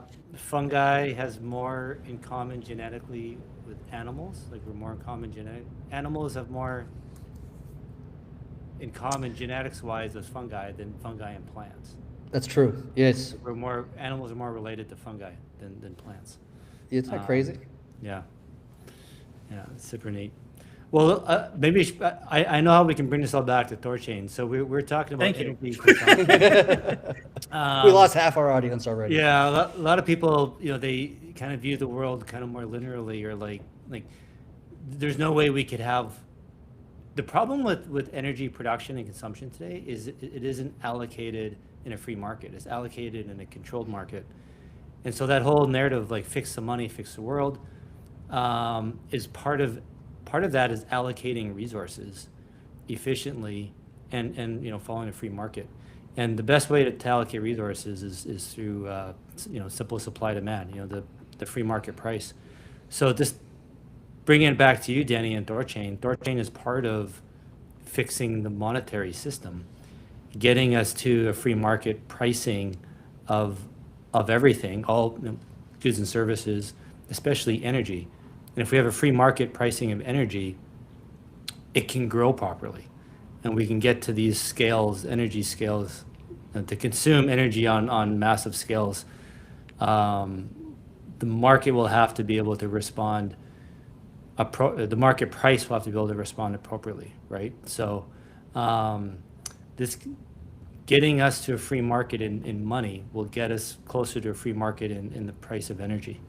So, and food, housing, clothes, everything, right? The sooner we can get all that into free markets, the sooner the abundance will come. So this is, for me, what gets me excited about THORChain too, Denny, is not that it's just THORChain by itself. We're a cog in this machine with Monero and Bitcoin and everything else that matters. Mm-hmm. We're playing our part, right? And a very, very important one, I think. So it's exciting. Yeah. As Paul from Edge Wallet says, we all have a similar vision and goal, but we're all meeting in the middle, and I really love that. Yeah. And a little shout out to the Quai boys. I think they're onto something, basing their blockchain on energy consumption and having something to flat coin. So I really like what's happening. I'm getting more and more bullish as time goes on. And when XMR goes live, woo, baby! I am so unbelievably excited to see what's going to happen. I think it's just going to be next level on social media. I am so ready for it. I think people are going to blow up. It's definitely it's going to be a big moment. I think not just for us, but for the industry as a whole. For the industry as a whole, yeah. And to let you guys know, marketing wise, I kind of want to give it at least a good month. That everything's working. Yeah, right? I don't want to put any money or resources in. Just like you said, Denny, when it goes live, be patient, take your time. I'm going to have the same approach with promoting it. Like if you guys want to, individuals want to go talk about it, get out there, great. But I don't want to put any real resources to getting the story out there until it's working. We know it's good, everything's fine. We can handle $100,000 swaps type deal. So maybe this is a good segue to my favorite topic. That is now the time. Can we start get the POL percentage going to POL? Should we start debating this in Discord? Should we bring up the conversation? Get the nodes involved? We got to get this vote going. Yeah. I know you got other. I see in Thornode, you guys doing some housekeeping on stuff. So maybe you still want to get these other things taken care of first. Yeah, we have. It comes down to like a matter of, and you guys can inform me about this because I genuinely I'm not sure what to do here because right now we have I think 5 ADRs that are pending, and that's not including the POL. I guess it would be another, technically not an ADR. It's just going to be a vote, in that manner of speaking. But it's just a matter of just like getting nodes to churn through the governance process. You know what I mean? I had to do, when it comes to the POL thing, I had to do some research on the code base because I'm not entirely sure how this would actually work in the context of like, there is a mechanism in the code base to for operational mimirs to clear on every churn, to clear any previous votes. And that's there for a decent reason, but I'm not sure structurally how that works within the context of this use case of using operational mirrors for the system income. And so I had to do some looking into the code to understand, like, if 20 nodes vote, tomorrow to turn on system, some of the system income going to the POL, what happens after the churn? Does it turn off? Does it stay on, but then all the nodes got vote cleared, so just 3 nodes need to vote to change it from whatever it was before to whatever it is now, because the 20 votes that voted last 2 days ago were cleared, and so they're no longer counting anymore. I had to look into the code base to understand what the actual behavior is on this. Was the POL percentage an economic mimir? Or sorry, an operational mimir? It should be an economic mimir. I believe it's an operational mimir. Economic, I would not want to do in this case because an economic would require everybody to align what the value is. Operational mimir works a little bit better conceptually for this case because, Kenton might think it should be 20%, and Denny thinks it's going to be 30%, and I'm going to think it's 15%. And then people have different kind of numbers they like to settle on. And then if you have the economic mirror, then then nobody wins, right? Because the vote just gets so diluted in percentages that we never actually get to a 2/3 majority consensus on whatever it should be. Versus an operational mirror would mean that 5 people voted for 5%, 10 voted for 10%, and 20 voted for 20%. 20 wins, right? 20 is the number is until 20 more people join the 10%, vote, and then 10% becomes the new number. Do you know what I mean? It's a question about how do we reach consensus in a system where there's an arbitrary number, not arbitrary, but of different values we could. Because most ADRs are just do we want this feature or we do not want this feature, right? Not really controlling the feature itself. It's just hey, do we want to have a dynamic fee model, right? And it's a Boolean yes or a no. That's the vast majority of ADRs. They don't generally set the actual configuration of what the value is, historically speaking. And we use operational mirrors to set the values of things, Could you just scale it down to the lowest value? So for example, if someone wanted 20%, so there's a 5, 10, 15, 20%, and we don't have consensus, but if someone's voting for 20%, they're obviously fine with 5%, right? So the lowest value, you could aggregate all the votes, and say that is, and then you step it up as you reach consensus on a higher number, or maybe that doesn't work. I don't know. I mean, it can work in some circumstances, but it doesn't work in others. So if we're going to vote on something, for example, that would be the vote we just had for ADR, I think 28, of Plan A, Plan B, Plan C, and Plan D, right? If you vote for A, it doesn't mean you also like B, C, and D because A is a bigger number than B, C, and D. but it might make sense in this particular case of like if you vote for 20, but you're probably okay with 15, right? We can maybe make an assumption about that. So it just depends on a per, ADR or voting scenario. So my intention was always just to like whatever, just let the largest vote, and if you're for 20 and you're the only person voting for 20, and there's a tie between 10 and 15, then just change your vote from a 20 to a 15, right? And just kind of let people vote and a wide, answers to begin with, and then people start changing their votes to kind of coalesce around, a figure or two that eventually gets to some sort of consensus. That makes sense. So I got to ask you guys, what do you think the percentage should be for POL? And I've been thinking about this. Kenton, Chad, I want to be super aggressive. I want to go aggressive, but I think a compelling thing that I've thought about is I don't want to go so aggressive. And I don't know if this is right. Maybe you can add insight to this, Kenton, because you help with the node. I don't want to go so far where a new node operator coming in running a single node is not profitable, because then you could, in that case, you could make the argument that it's a slightly centralizing, because there can't be new entrants because it's economically, they're losing money, right? So do you think we're okay at 30% or 29%, or what do you guys think?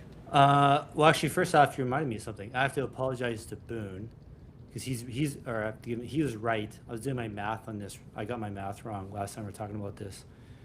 Right now, 75% of system fees goes to nodes and pools, and the pendulum is slammed against nodes. So that means 75% of fees going to nodes.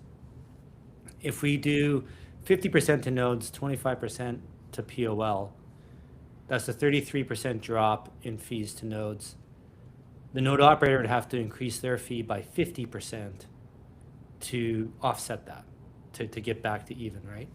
And so a new node operator should just increase their operator fee by 50%, and same with any existing operators. And I think that's just something operators have to talk to their BPs about, and BPs have to be understanding, because there's fixed costs in these things, guys. And I don't know if you noticed, we're in a bear market. Things aren't going so well. THORChain's fees are down, the room price is down, like everything is down. And but the real world costs for node operators aren't. And so, if you guys want if you love your node operator and you want them to keep going and put food on the table and, continue to pay, support, have bare metal equipment and all that good stuff, redundancies, whatever their setup is, it costs money. And same with paying attention in Discord, being involved in governance. Maybe this is the reason, Chad, we've got such a backlog in nodes voting, is like, no one's making any money, so everyone's kind of checked out. They have to take other jobs. They're focusing on their real income source right now. If BPs are expecting node operators to charge less and less, you're gonna get less and less out of governance, right? Out of the people who are responsible for helping add value to the Rune token. So, I think just node operators and BPs have to have that conversation, and should be okay with nodes going up. If they have to increase their fees to cover costs, so be it. Hey, Boone. What's going on, brother? Howdy. Hey, I saw your I just saw your message, Boone. So go ahead, tell me what you just said. Well, yeah, that's the main reason. So, Chad, in the code base, unless I'm quite wrong, the PLL is currently set as an economic, not operational limit. So we might need to patch that. I thought it was. I thought I looked this before. I'll look into it though. Yeah. And then I think I specifically changed it to a operator like 2 months ago. Thought so. I made a node vote tracker dashboard, and it's showing it as economic. So there's currently 12 votes. It's trying to set it to 1% currently. I think that's the only votes there, and so because it hasn't hit 2/3, is not activated. Okay, there you go. Yeah. All right, well, thanks for pointing that out, Boone. Go ahead, Boone. Yeah, and then Sorry. I just wanted to kind of also add on to what you guys were talking about, like increasing the bond, like the fee that node operators charge their bond providers, and yeah, I mean, I think for the short medium term, that's probably the move. We've kind of moved away from economic security, and so it's not the hugest deal if we lose a little bit of bond providers, but I honestly don't think we would too many if yield went down for a little while. And I really think, especially after this hack, that getting liquidity back into the pools is like a really, really huge priority. And like, why can't we all come together and make that happen? Yeah, I want to be super aggressive right now with Rune being so relatively cheap in price. I want to put as much Rune in the pools as I possibly can with POL. Like that's just, I'm gunning for that, right? Yeah. Because the long-term effects are just so powerful. We're going to be sucking in so much exogenous capital, assuming Rune increases in market cap relative to the assets that it's paired with. Man, if we get a lot of Rune in there, we could cover that 10.7 deficit or whatever it is. If I misremember what the number was, probably really quickly. Hopefully really quickly. So And I'm like, let's go. We need liquidity. We're all excited about Monero. We all see the potential. Like it could easily rival our Bitcoin pool. Like we could have 10, 20 million, 30 million in Monero pool, consistently print fees. Where is that liquidity going to come from? So this is the one hang up we face right after the hack. How are we going to get people to trust THORChain to deposit liquidity? Like the yield's going to have to be so high for people to just take on the risk, right? And so all that's going to happen is we're going to have this high yield going to LPs, but no new liquidity coming in. So yeah, in my mind, it's just we should just own protocol and the liquidity, and instead of, because so if we do regular LPing, the fees will be split pro rata amongst all the pools, right? If we do POL, the POL is going to be targeted into specific pools.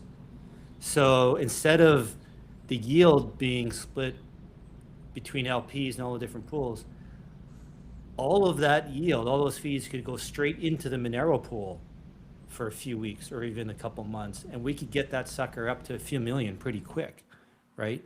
So, yeah, I think that will have way bigger, more benefit for us in the short term and the long term. Because without it, where are we going to get this several million of liquidity in a Monero pool? It's going to be really hard to sell right after our liquidity was just hacked. So unless you guys think I'm wrong, unless you have maybe you think it'd be easy, but I love POL. I love POL. I say go for it. I'm just curious what you guys think the percentage should be. What we should set it as to start. I'm happy with 25. Then that keeps everything else the same. That puts us in balance, 50% going to nodes. I know in the ADR it was talked about reducing the burn and putting some of that towards POL. I don't want to, the burn bros. I don't want to alienate them. I actually have a foot in their camp, so I'm happy to keep 5% burn. I'm happy to reduce it down to 1% and have the other 4% go towards POL, so we do 29% POL, 1% burn. Those would be my two votes, I guess. Chad, you shared a link in public chat. Is that the Mimir, or I'm sorry? Yeah, it's a specific commit that I made to make it operational.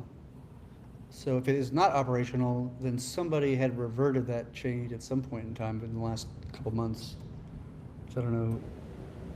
Interesting. Where or who had done that. The Dinosaurus?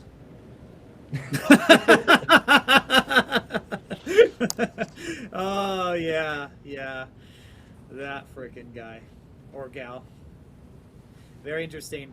For the reminder, you guys, that cryptography attack against us, it was, from what we know, it's not AI. We spoon-fed the exact attack vector to various AI models, and it could not duplicate it. So this was a very advanced cryptographer that was gunning for THORChain.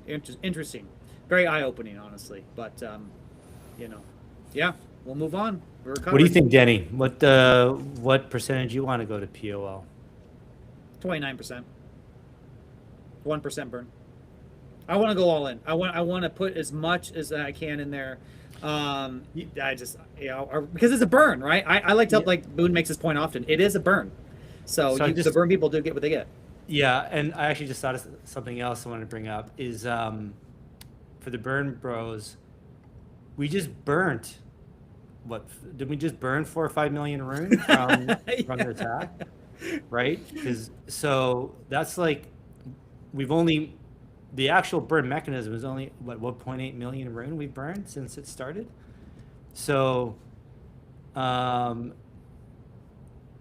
you go. We've burned another 2 or 3 years worth of rune just from I'm sorry guys, I'm like tripping over my words. Maybe one of you can say it better than me, but because of after the exploit, that 10.7 million that was stolen, that was of like Bitcoin, Ethereum, other L1 tokens. Mm-hmm. The rune, the rune paired with that was left behind. So that was about 4 or 5 million of rune tokens that we have extra, and that was part of the update. Was just burning those tokens. So we have reduced the rune token supply. Do you know the actual number, Boone? I don't. 4 or 5 million is around. Maybe it's even 6. I can't. So we're below that 360 now, firmly. Because I know like 355. Yeah. So anyone who's like really gung ho about the burn and wants to keep it, we just burned a whole bunch of tokens for you. So you should be okay with reducing the percentage going to the burn. Me personally would like to keep it at least at 1. That I don't have to go. It creates a small nightmare for me changing everything. At least we can still say we're deflationary and keep. I just changes the 5 to the 1 and leave everything else the same. There's something mythologically correct about setting it to. I think the initial was 5 bips, if I remember correctly, and so to returning it to where it started, there's something fitting about that.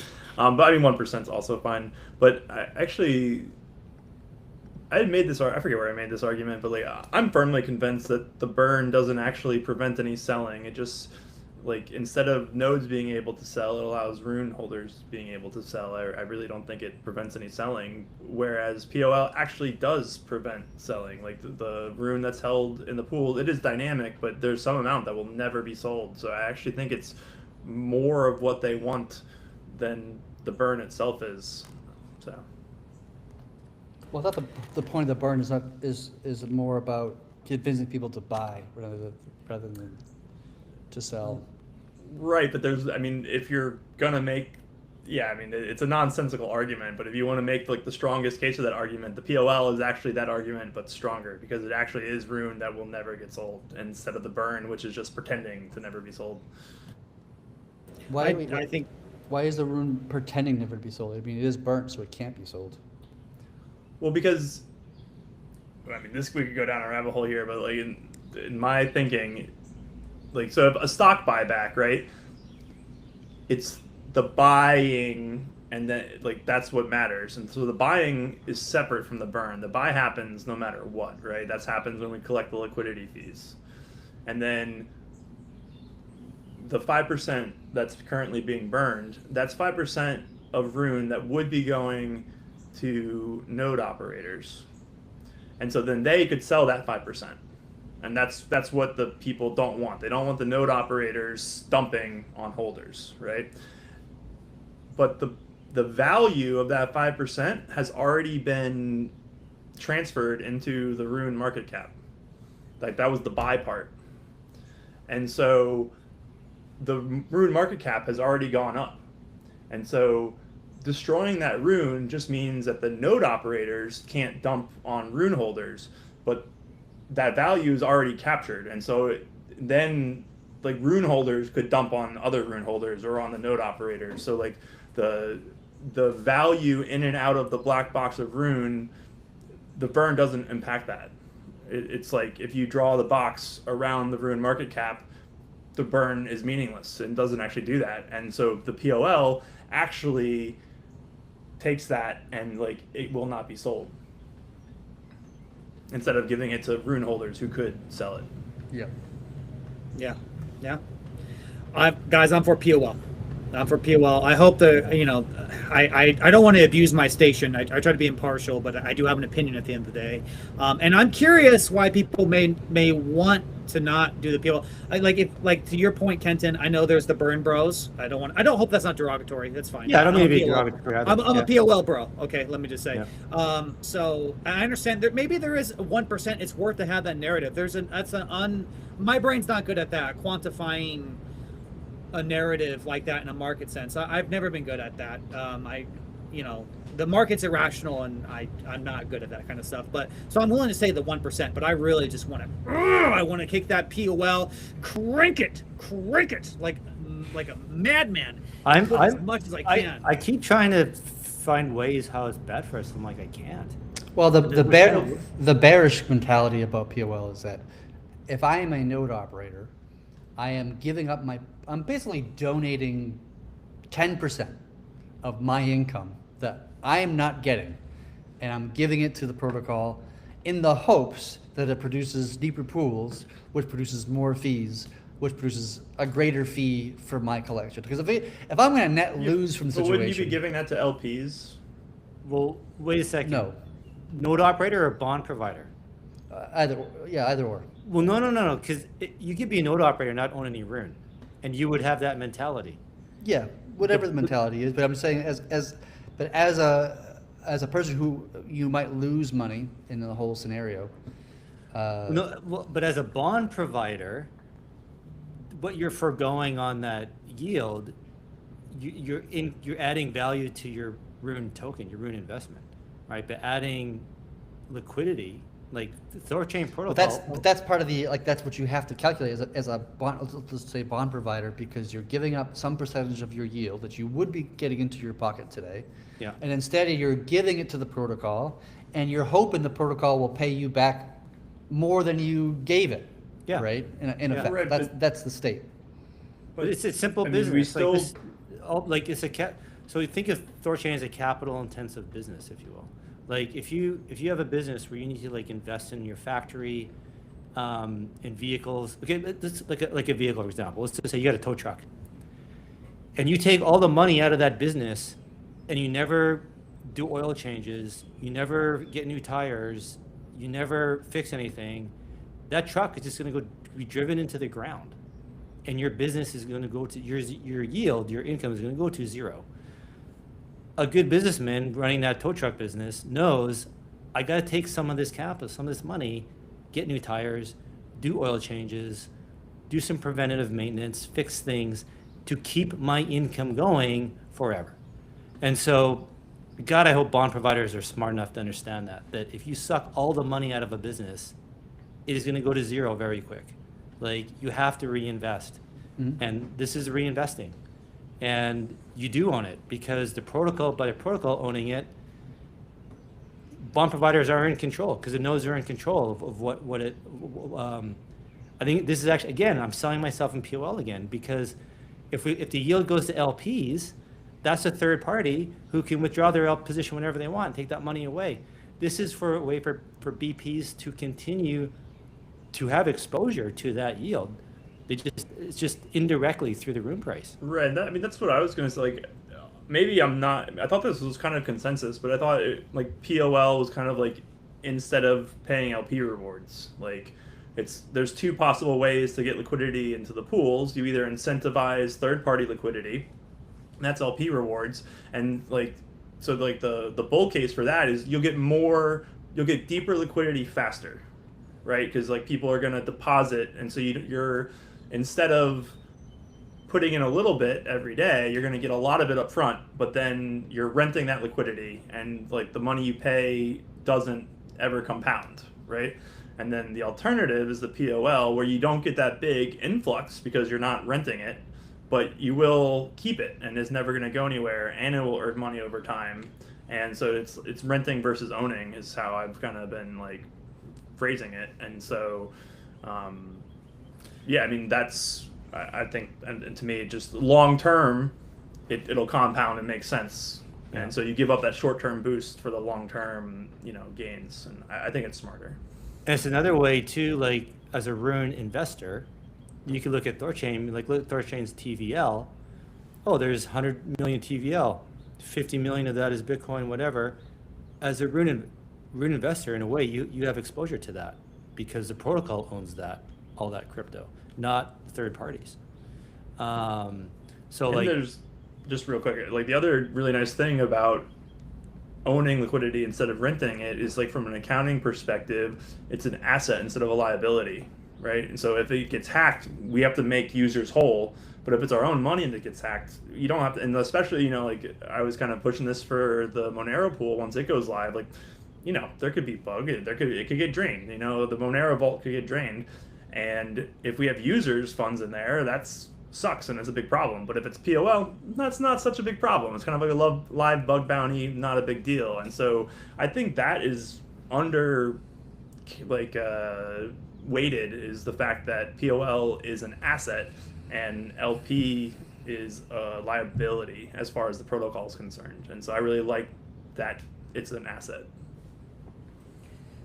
and in theory too, you could go down that route thinking, Boone, let's say we get to 100% POL, TCY is at $1, everyone, I guess TCY is paid off. Maybe that's going to throw ointment in my idea. But where I was going with this is, let's say the pools are huge. There's $1 billion in them. It's all POL. In theory, well, maybe I don't want to say this out loud. Well, I mean, in my thinking, if the pools get deep enough, eventually you can just turn off POL and have it all bond rewards. Like at some point, there's diminishing returns, and you don't need more liquidity going into the pools. Well, where I was going with this is like, imagine a business trading below book value. You could buy that business, and then sell it off in pieces, and you make a profit, right? And yeah, I see what you're saying. I'm just wondering, you know, if we get to a point where we've relaxed the hard cap, the pools get huge relative to the income, the Rune that's bonded on nodes. Right. The BPs and nodes could vote to say, let's wind up THORChain and just take all the crypto out of the pools. But it's not stealing because they already own it. You're already owned by the protocol. It is the bond providers' crypto. I think because protocol owned.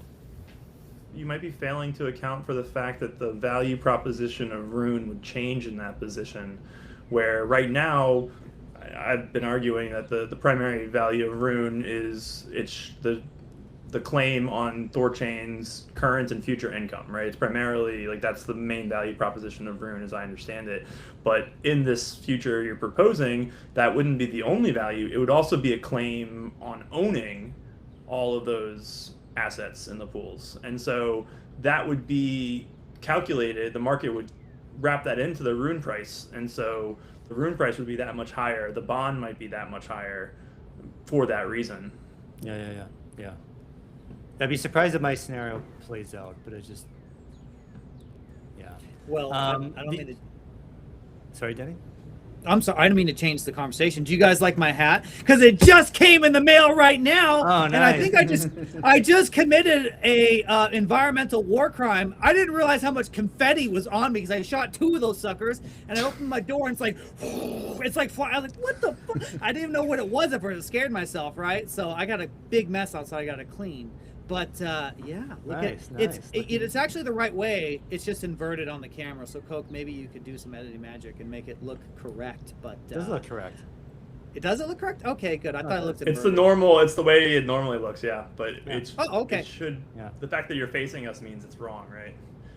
Yeah, that's true. That's true. Okay, but another thing with POL that I keep using it to pitch L1s or projects to list on THORChain, and I think it resonates with people. No one's poked holes in it. It seems like actually a good selling feature. So the way I pitch these new protocols to get listed on THORChain is that, okay, they're not going to get any yield for their LP position. They're just going to experience impermanent loss. But the protocol will become a liquidity provider in their pool. And so over time, the protocol, in theory, will become a much larger liquidity provider than the project themselves, and then they can withdraw their liquidity if they want. So they own it the whole time. They have control. We're not dumping on them. It's just following the price of their tokens, following the XY curve. It's totally fair and above board. Because all these other market makers, all these other exchanges, what they ask for is like a deposit or a listing fee or whatever they call it. And it's anywhere from like 30, 50, 100 grand. You know, Binance, what do they want? A few percent of your token supply or whatever. All they do is sell. They get that, your tokens, and it's just constant selling. Whereas with THORChain, it's not. It's sitting in the pool. The only real loss that the project will experience is impermanent loss, which only occurs when they actually withdraw, right? So let's just guarantee, say they're going to have some impermanent loss at some point. That loss, that's their real cost. That's the real hard dollar cost of providing liquidity on THORChain. And that could be well worth it for them. So like I tell these guys, like $50,000 should be good enough. Well, if they already have their token, they've already got a stash of tokens, that's basically free. Let's get 25 grand worth of those. Then they have to come up with 25 grand worth of Rune. That's 25 grand of buy pressure on Rune right there. Benefit to us. They put that in the pool. Hopefully it's there for a few years. They go to withdraw. I mean, maybe there's 50% impermanent loss. Maybe there's 80. But like their max loss is 50 grand, which I'd be shocked if the IL is that bad.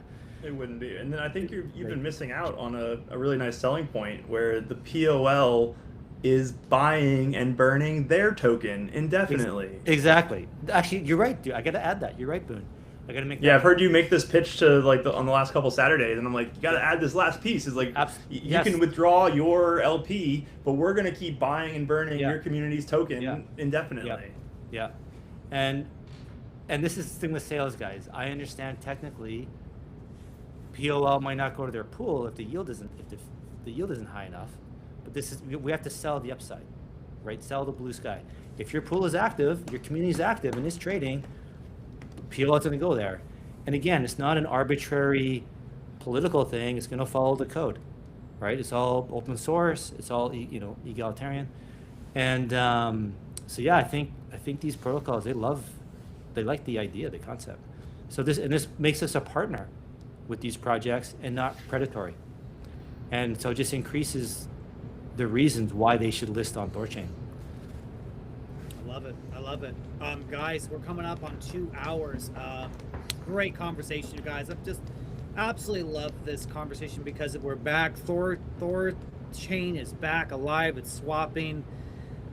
Woo, that was a long month. I was getting itchy, you guys. I think I'm addicted to seeing swap volume happen in real time. You know what I mean? So it just feels so good. I was addicted to good news, to the momentum. Yeah, man. Yeah. It was hard. We had so many things in the pipe. Work never stopped, right? I mean, Boone, I know you've said this a few times, not on stream, but Monero testing never stopped. A lot of testing didn't stop for a lot of things, and so the mission goes on, you guys.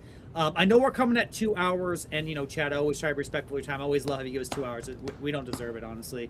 But is there anything else that we need to talk about? Anything else you want to mention before maybe small thing? Like I can just throw this out there. We don't have to get into it. But I brought this up a couple weeks ago, and I think I'm gonna propose it more formally, at least as gauge community feedback. Because I think people largely are supportive of it, but having a per asset min bips, and particularly in mind for the XMR pool, I think though we should charge more than what we are currently, but not across the board. And so I want to throw that out there, and I would probably put it at like 50 bips is what I would to start with for XMR. So okay, put that one in the this is like Chad's dynamic fee does.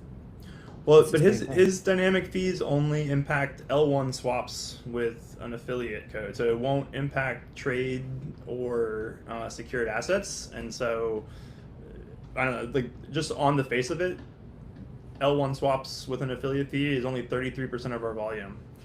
And so About half of revenue comes from arbs. So if you're not charging them more, then you're missing out on half of that benefit. So I want to charge arbs more. Basically, is this the short version? I keep thinking all this volume going to arbs is a symptom of a problem and not a. No, it's just the constant product AMM pool. Like a swapper dislocates the pool and then the arb relocates it. So basically, there's for every L1 swap, there's an equal amount of arb volume. It's just the math. Yeah, but by increasing the price to arbs, you also decrease the volume of L1 swaps, right? I don't know. I mean, generally, sure. Maybe not for XMR because we're like the only game in town. That's what I'm saying. Yeah, that's why I'm not. I do completely separately. I do think there's still an argument to be made that we should raise our fees across the board. But I'm not trying to open that can of worms right now.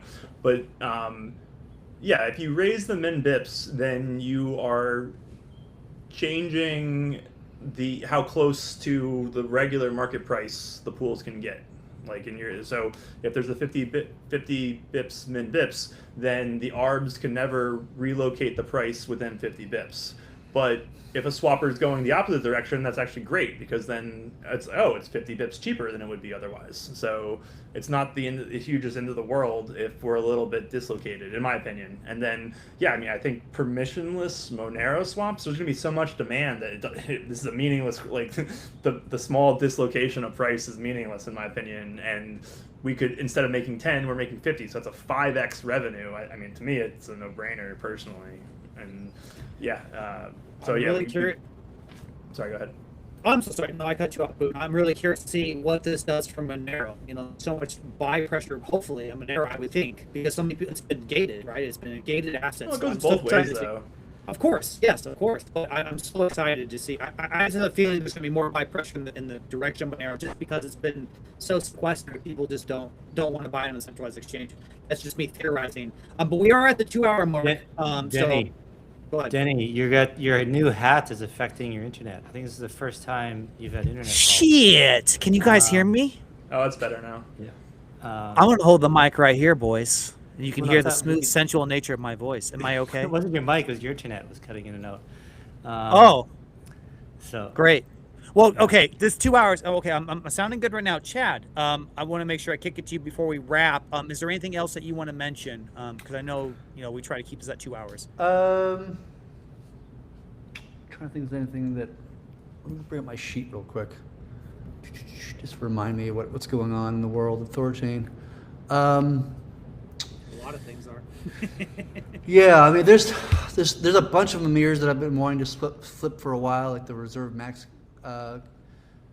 cap Mimir, turning on memless outbound. I don't think we've done that yet. The longer limit swap is one thing. I think Boone actually was advocating for that one among other people as well. There's another Mimir to enable direct ERC20 memoless, so you can send memoless ERC20s to a vault directly instead of just the router. That's something we've been talking about a little bit. that's router v6, right? Yes, that's one of the requirements, but then you also have to Mimir it on a per chain basis. But yes, but we have to continue rolling out router v6, which has been delayed for a while now due to a handful of reasons. Tau will be part of the 320 release, hopefully, along with the free stable swaps concept. It won't be turned on, of course, it has to go through Mimir, but and then I think that's more or less all the big stuff, at least. The reserve hard cap, Chad.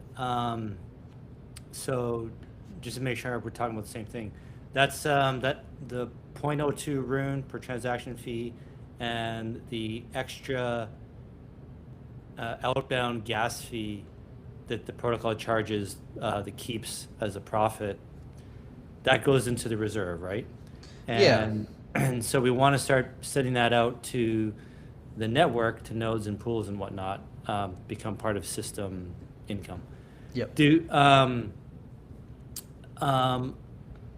But so the way I understand it, let's just say the cap's 9 million. So if the reserve is over 9 million, then it will distribute the rune according to the block rewards distribution formula. Yeah, And- it uses the block emission mathematics to calculate how much of the rune that's over the 9 million to Yeah. be put into the system income. And so we probably want to enable the emission curve to be I think a much higher number or lower number. I can't remember which direction we would go. Well, so you have a couple of questions, because like the emission, technically we still have block rewards. We've just reduced them to like 2 a year. And so yeah, something like that. I don't remember the It's 2 a specifics. day. 2 a day. 2 day. So like if we change the emission curve, will that affect the 9 million rune in the reserve? I don't know off the top of my head. I have to look into the Okay. code, to be honest. And then the other one is when we have a double spend error and nodes get slashed, nodes are slashed and that rune goes into the reserve. Mhm. And then we have to do a store migration to pay nodes back, pay BPs back. That rune was slashed wrongly, whatever, because we Yeah, I mean, And- you're still going to just like, instead of going back down to 9 million, say you get a slash and you go from 9 million to 10 million, just to keep Yeah. the numbers easy. Yeah. And then we emit back, 0.1 of the extra million that was put in. You still just emit it below the 9 to give them back the 1 million total. And then we just build back up to the 9 again, if that makes sense. It's a little bit of a hand wavy, I see what you're saying. Okay, Like, so but we might go below the 9 million, which the case we wouldn't emit much at all until we build back up to the 9, Well- and then we exceed it. but if we wait a second. Why don't we just go right into system income? Why does it have to go into the reserve first? I've never been clear on this. What do you mean? The slashing? No, the slashing makes it this. So for example, I was surprised to learn that the Rujira fee share goes into the reserve. It doesn't go direct into system income, which just seemed odd to me. Like, why Well, why this Ruggiero is a different conversation, I guess, in some sense. Well, but, okay, but like, but in the sense, like, we're trying to establish with a reserve max cap, whatever, is that if we get a surplus of anything, and there's a handful of different ways rune can go into the reserve, right? Slashing is one, gas fees another one. There's probably like 6 of them, or I can't even remember it off the top of my head. Ruggiero being another one. Is that when we are over the max number of 9 million, or the number might be, that we put it back into the system income in one form or another. No matter what is the mechanism that put rune into the reserve, it just comes back out into as income for the protocol. But so let's just say we have 9 million in reserve, and then there's an extra 1,000 goes into the reserve. So we have 1,000 rune we want to send out to the network as yield. Over what time frame is that 1,000 rune distributed? In one day? That depends upon the emission curve. Right? Okay. If the emission curve is very kind of long, then you secrete a very small amount over a very long period of time.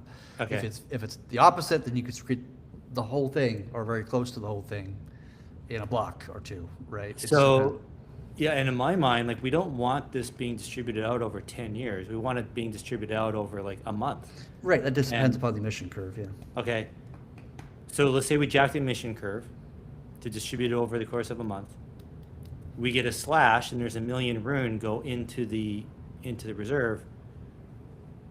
That 1 million rune is going to get distributed over the course of a month. Because it often takes us a month to do the store migration and get the code in. And so so not only will we distribute 1 million rune as extra yield to the network, and then do 1 million rune store migration, now the reserve's at 8 million, and we basically just emitted an extra 1 million rune when we didn't really want to. Yeah, we reclaim it back over time. yeah, but it takes a while to get 1 million rune in the reserve. I don't know, dude. For fuck's sake. If you want, we can move the slashing to a slashing thing or something, whatever. Like, this is not really a big problem. I would like that. I think. I If think you we're like it- overloading. I think we're overloading the reserve right now. Like, it's serving too many functions, probably. Okay. Well, I think we're coming at 2 hours, right? So I think there's probably a conversation. There's a whole can of worms we could go with this. So I know we're coming at about 2 hours and 8 minutes. I don't like to shut down a conversation or nothing. I mean, if you guys want to keep going, we can. But my brain, I keep saying, I just, I don't want to. No, we can wrap. Okay, I don't want to keep chatting because I love how much time we get with them, so I appreciate it. Kenton, before we wrap, is there anything you want to say on the marketing front or anything else at all, or? No. Okay, very good. Well, I guess, hey, Chad, and and Boone, thank you for testing. Monero, thank you guys for your hard work. I'm so glad THORChain's back. Shout out to the devs. Shout out to the community for really just sticking through it the month. I think everyone behaved really well. I think everyone's like war veterans. I think everyone's got so much PTSD that they've just been so hard and they're shell shocked, but in a good way. Like they're tough. They don't complain. They don't whine. So yeah, shout out to everyone out there. So I love it, you guys. All right, let's wrap this thing. If you'd like to become a node operator, you guys, and you need some help, please reach out to @RuneTard on X. He can help you get set up and find bond providers. Do it if you've got the technical skill. We want to have you guys. For THORChain data and insights, please follow @RayAnalytics on X. He does written recaps of these podcasts too. Love that guy. Please give him a follow, you guys. He totally deserves it. And always remember, you guys, these views are expressed solely of the hosts and guests. Any action taken based on this information is at your own risk. Past performance is not indicative of future results. The THORChain community does not endorse or condone illicit activity of any kind whatsoever. This Saturday, we're going to have Amir Taki. I hope I'm saying that correct. I'm sorry if I'm not. Very well-known KOL in the Monero community, super famous. I know a lot of people are super excited. I know I am. I feel honored talking to the individual. I'm really looking forward to that one, you guys. So, guys, check out that one. You do not want to miss that episode. Thank you guys for hanging out with us today. And appreciate, again, thanks out to the community for doing such a great job. We'll catch you on the next one, guys. Take care now. Bye-bye.